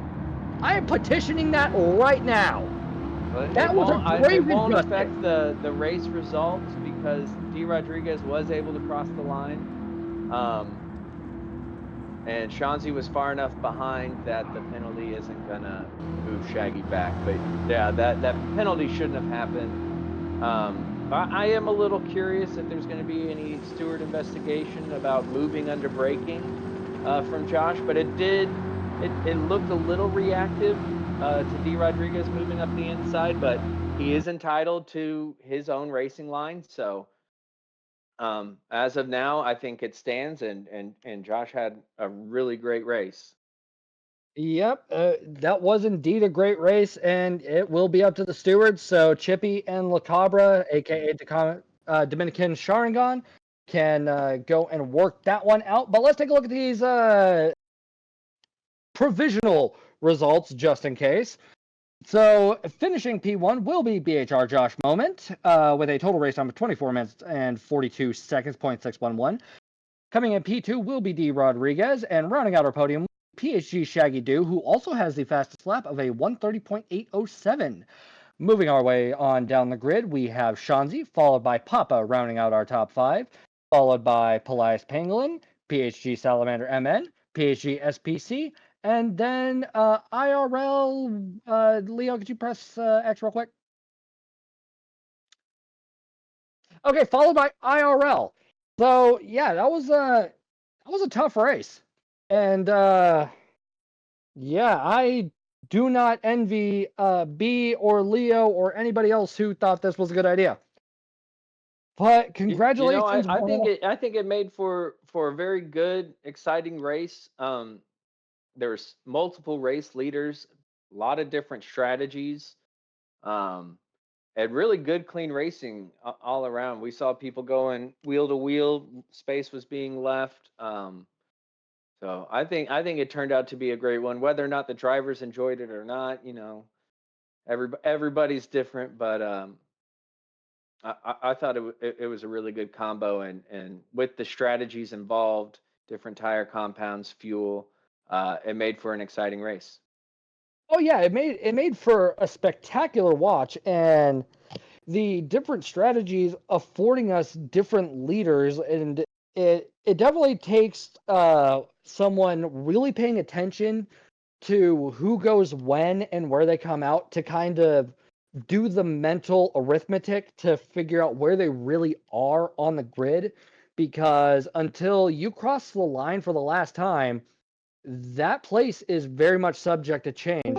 If you don't pay attention to who did an undercut, who did an overcut, where they came out, once all of those pit stops finish going through their workings, you could find yourself sitting there confused and asking, wait, how did he wind up here when he was back here about 3 laps ago?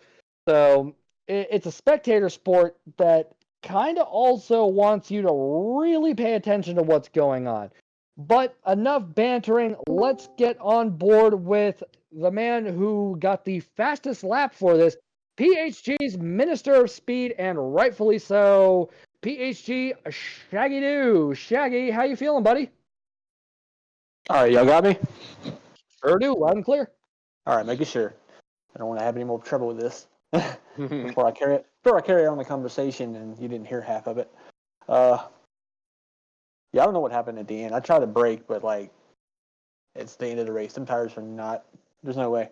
But hope that's not anything bad, because like, yeah, I was gonna let him go. I mean, he had the right position anyways, but yeah. Also, I'm surprised it didn't look like there was really much you could have done in that situation. We were all shocked. Josh closed the door. I thought ghosting was on. Yeah, and yeah, there was no ghosting, and he was just kind of in the middle of the racing line sideways. So the end of the race, we all were kind of like, that penalty to us as commentators and viewers shouldn't have been applied in that situation. Right, it was a little much. Yeah, so it's no secret you're a man that is passionate about the controller, a man that is ride or die for the hardware that comes in the box with the system, and somebody that will make any tire strategy work, even if the tires are knocking at the pearly gates. So we saw you start on the softs and then do a brief stint on the hards. When you started the race, were you confident with starting on the softs, or was there kind of a moment where you guys should have gotten the worst compound out of the way first? I wanted the softs for mostly the grip on the start. I mean, I think I passed Rodriguez. I can't remember on turn 1, around the outside, or tried to. I'm not really sure. But I wanted that grip at the start because I wanted to get out of the chaos that could unfold behind me. Didn't want none of that, because we saw how these can go, especially with road cars and no grip in these sports tires. No, I didn't want none of that. That's perfectly understandable. Since you were racing, should throw out. Papa almost had your fastest lap about 4 or 5 times. He would go purple in sector 1, and it kept looking like he was going to dethrone you as the Minister of Speed for this race. So that should be something to think about. Papa's definitely not one to take out of the equation, because I think he's allowing you to be the Minister of Speed. But anyway, TK, it's up to you, bud. For now. Yeah.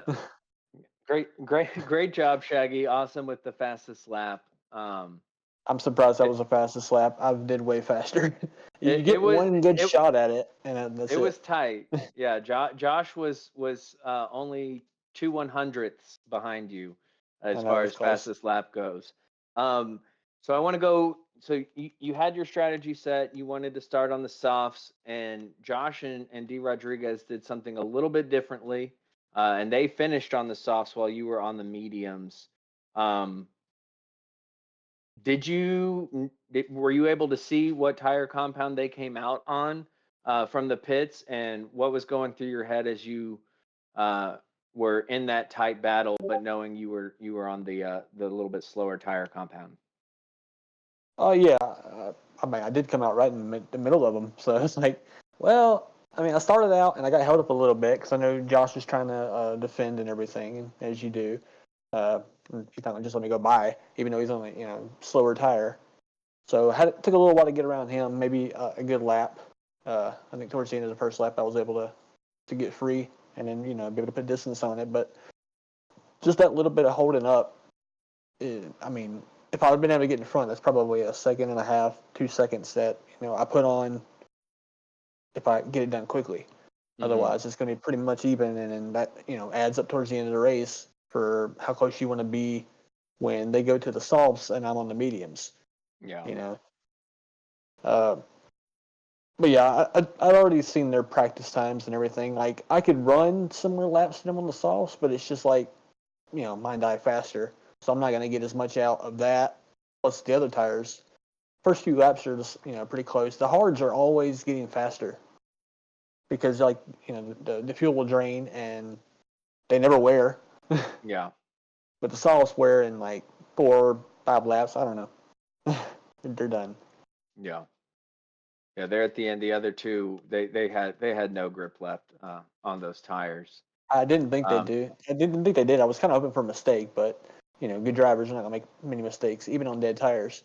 Yeah, yeah, and I mean, this lobby was this division is stacked. A lot of fast drivers in here, so you did an excellent job in getting that fastest lap and the podium. Congratulations. Oh, appreciate it. Yep. Congratulations indeed, Shaggy. So before we let you go and you're ready to, commit acts of violence to the race organizers, mainly Leo, because he has a hand in the D1 final. Dude, you even admitted on stream that the final for D1 was all you, okay? Yes. Okay, so Yeah. I don't have to blame B for the final, but I have to, yeah. Okay, Yeah, no. now I know the culprit. We'll be seeing the excommunication of Leo from Excommunicado. Leo, don't listen to these guys. You're doing an awesome job. Great combos. I love it. Forget everybody else. Just call me Winston now.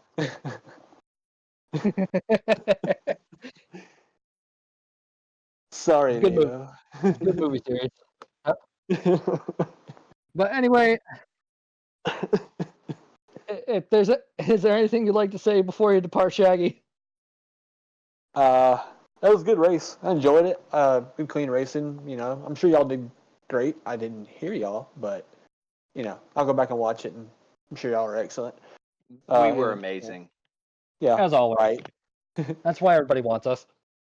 Oh yeah.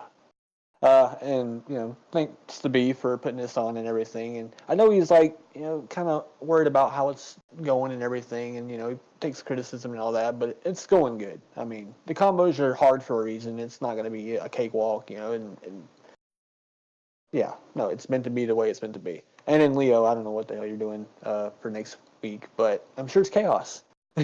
Oh, the settings are already posted. Oh, they are? Oh yeah, here, allow me to give you all the live reveal for next week's Division 1 race. Next week, you will all be at Red Bull Ring for 20 laps, and there will be rain. You will a grid start with a false start check. You will be dealing with. I already knew the Red Bull Ring, didn't know the rain, but I kind of figured. Yep. You'll also be in the Amuse S2000. So that's gonna be a fun one. And hold on, let me double check I here. mean, it is a road car. It is, but it's on racing tires, and all are usable, none required. Oh, racing tires? Okay. Yep. Well, we'll just get that then. Yep. So, yeah. Well, there's no expect rain. There will be rain. So, yep. The Amuse S2000 GT something turbo, and then for those of you in Division 2, it's going to be a daily race. It's Spa any Group 3 car. Go nuts. I'm thankful to be in Division 1 then. Yeah, it's pretty much going to turn into a one make anyway. Oh, yeah. But anyway, thanks for your time, Shaggy. We'll see no you next problem. week for the final. Of course. And thank y'all. Y'all did great, I'm sure. Yeah. Oh, actually, Sal just brought up a good point. TC is prohibited, so. Oh, TC will be on for the rain? Yeah, B, can you confirm for us before everything goes straight to hell? No, TC. TC allowed for rain race coming from Chippy? Okay. Oh, TC's allowed? Oh. Yep. Sorry, guys. All right, we'll see you later, bud. All right. Yep. Yeah, y'all take care. All right, let's move our way on up the grid. Let's have a word with Mr. D. Rodriguez. How are you feeling, Mr. Rodriguez? Hello, how are you? Yeah, not bad. Just relaxing, enjoying some racing. You know what? I'll address the elephant in the room. What happened on the final turn of the last lap? Well, the final turn on the last lap was totally my fault. I totally missed my braking point, and I didn't want to run into the back of him, so I was braking as hard as I could and downshifting, and that's pretty much it. So I just missed my braking point is all. Okay, so it was an honest to God driver's accident. That's understandable. Well, luckily there Yeah, wasn't. it was a driver thing because like I guess the past week or so, I mean, I've raced with Josh, I guess, a lot. And I know how he drives. So I was hoping to get a drag race down the front. So that's what I was hoping for. But thinking about that, my brain forgot about the braking marker. Okay, I gotcha. I gotcha. Well, we also saw you do a very interesting pit strategy. One lap on the hards. Can you run us through that one?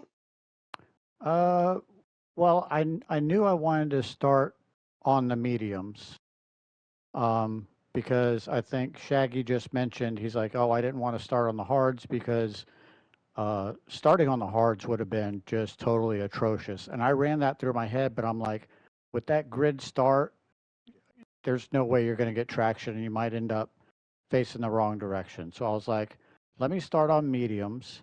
And then in the practice races we were doing, I was pitting at the end of, I think, 9, but I still had plenty of tire left. So I'm like, well, during the race, I guess I'll just do one lap because I knew I could do 7 for 7 laps for fuel.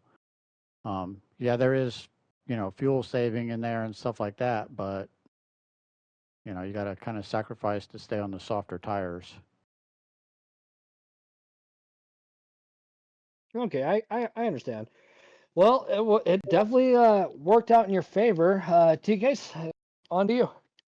Yeah, congratulations, man. That was very exciting, and it really did come down to the end right there. So, great job, great job. And yeah, I'm glad you cleared that up going into the final turn because it was hard to tell if Josh just closed the door on you, but it makes a lot more sense of Yeah. just being too late on the brakes and doing your best to avoid contact. And Yeah, unfortunately, it yeah, ended with you pointing in the wall. But yeah, that's exactly what I was doing because, if he would have cut over like to defend and I would have accidentally been late on the brakes, then I could have done some straight line braking, which would have been better. But when I realized I was braking too late, he was kind of still there on the regular racing line. So I was like, I have to turn to avoid him. I wasn't going to turn into the dirt. And Yeah. I was like, I'll be late on the brakes. And I was like, the worst case scenario is like, I was thinking, okay, if I hit him or whatever, okay, whatever, I'll just let him go.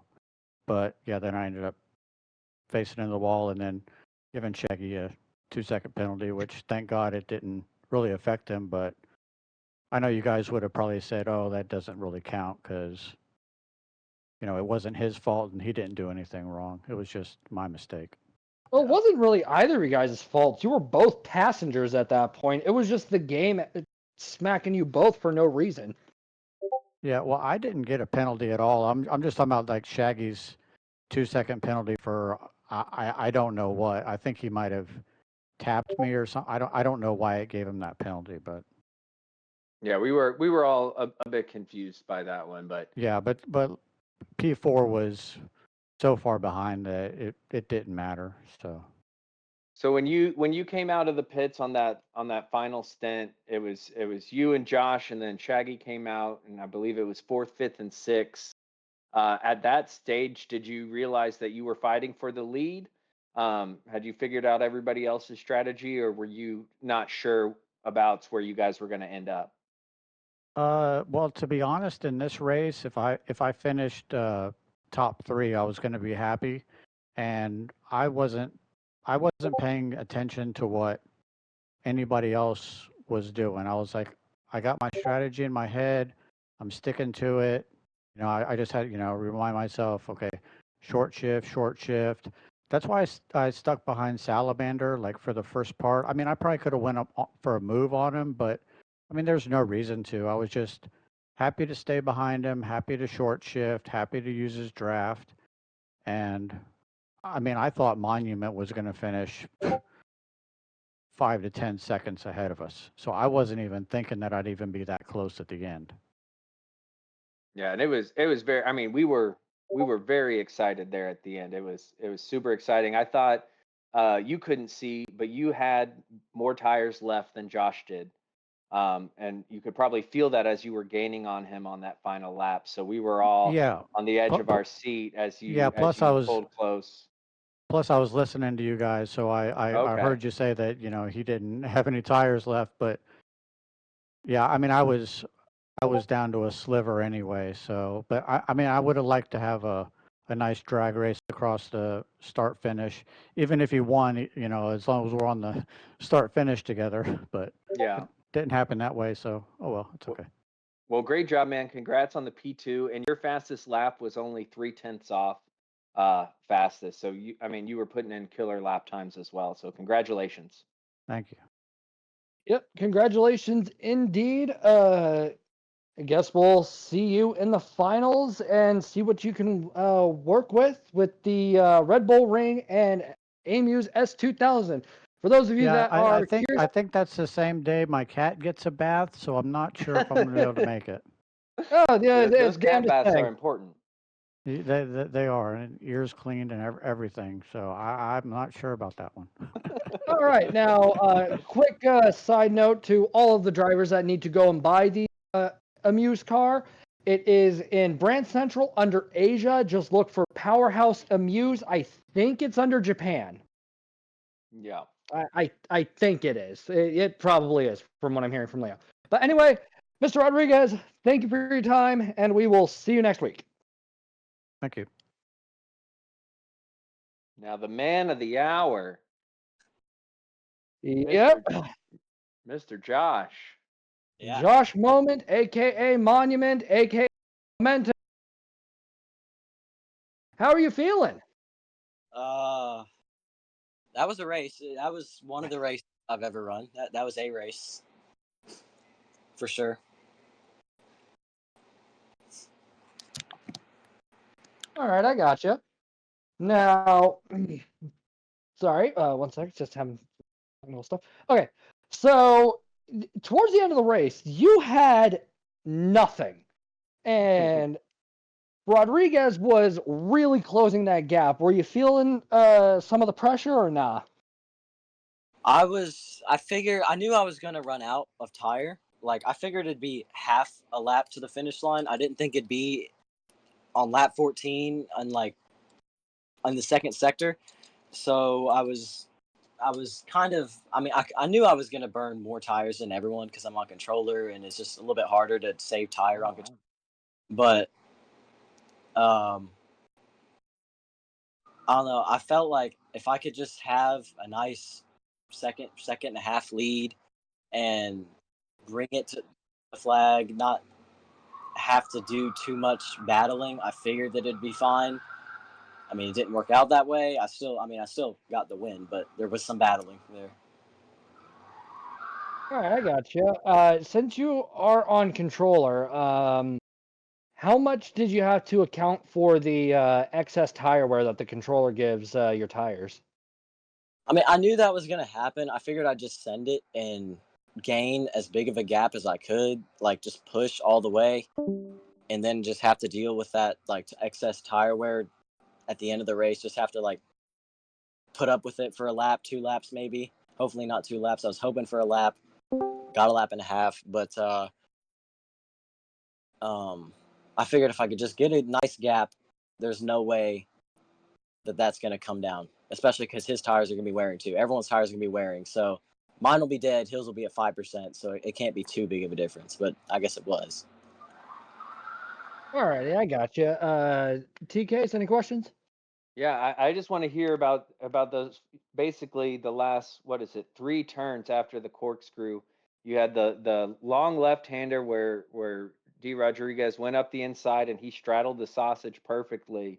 Got beside you, and then you had the right-hander, and then the slight incident there in the final turn. What was going through your head during that, and what was your thinking as Mr. Rodriguez missed his breaking point there right at the final hairpin? Well, through that long left, I knew that I had to like keep it on the apex because there's no way you can pass on the outside, especially because I knew we were both on the same compound. His tires are going to be really dead too. So I was like, there's no way he's going to get me on the outside, even if mine is completely gone. We're both on pretty much bald tire. So I was like, if I hold the inside, don't give a gap that's beyond track limits, I think I can hold him off on every single corner. And then we got to the last corner. I was like, okay, I'm just going to plant it on the inside. And then I was looking at my radar,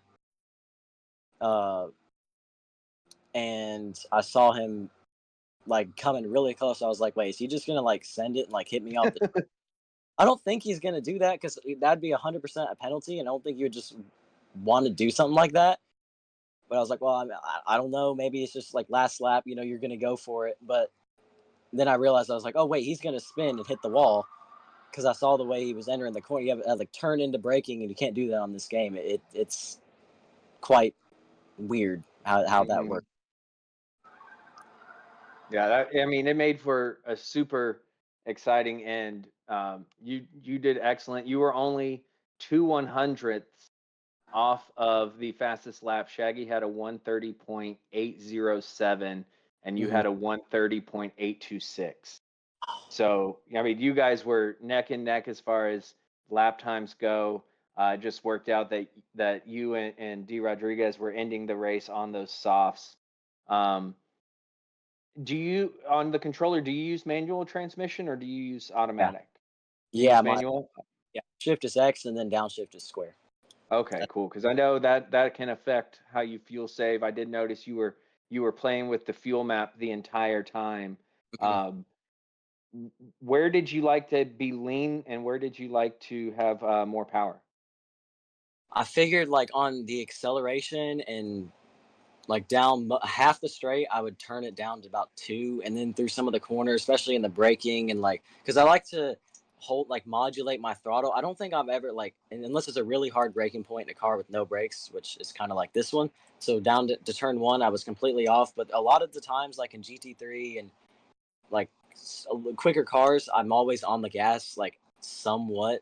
So I kind of figured, I was like, well, I got to account for that because I'm always on the throttle. I'm on the throttle more than other people. I need to save more fuel into the braking zone. So I turn it up to like 3 or 4, and then it would go back down to 2, then it go back up to 3, and then down, and so on.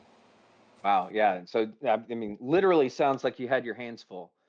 Yeah. That's a lot of buttons to be pressing with just 10 finger or what is it, 8 fingers and 2 thumbs. Mhm. So very good job. Congratulations on this win. You deserved it. You gave us a heck of a race and a great finish. Yeah. Thank you.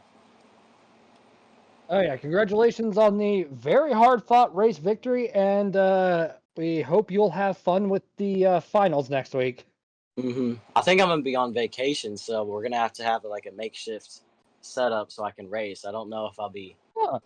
competitive there, but I'll Oh try. well, that's unfortunate. You know, I guess we're gonna have to cancel the next race. The season's over. GG's. Good night.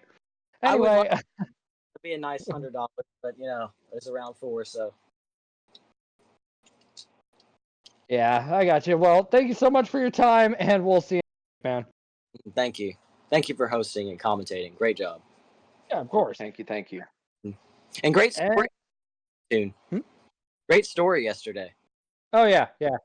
I was glad glad to provide. yeah. Anyway, everybody, that's all we got for tonight. We'll see you next week for the grand final of the BHRL Season 1. Same time, same channel. So, till then, stay safe, and yeah, good night. Good night. Don't forget to save that replay. Yeah, save the replay.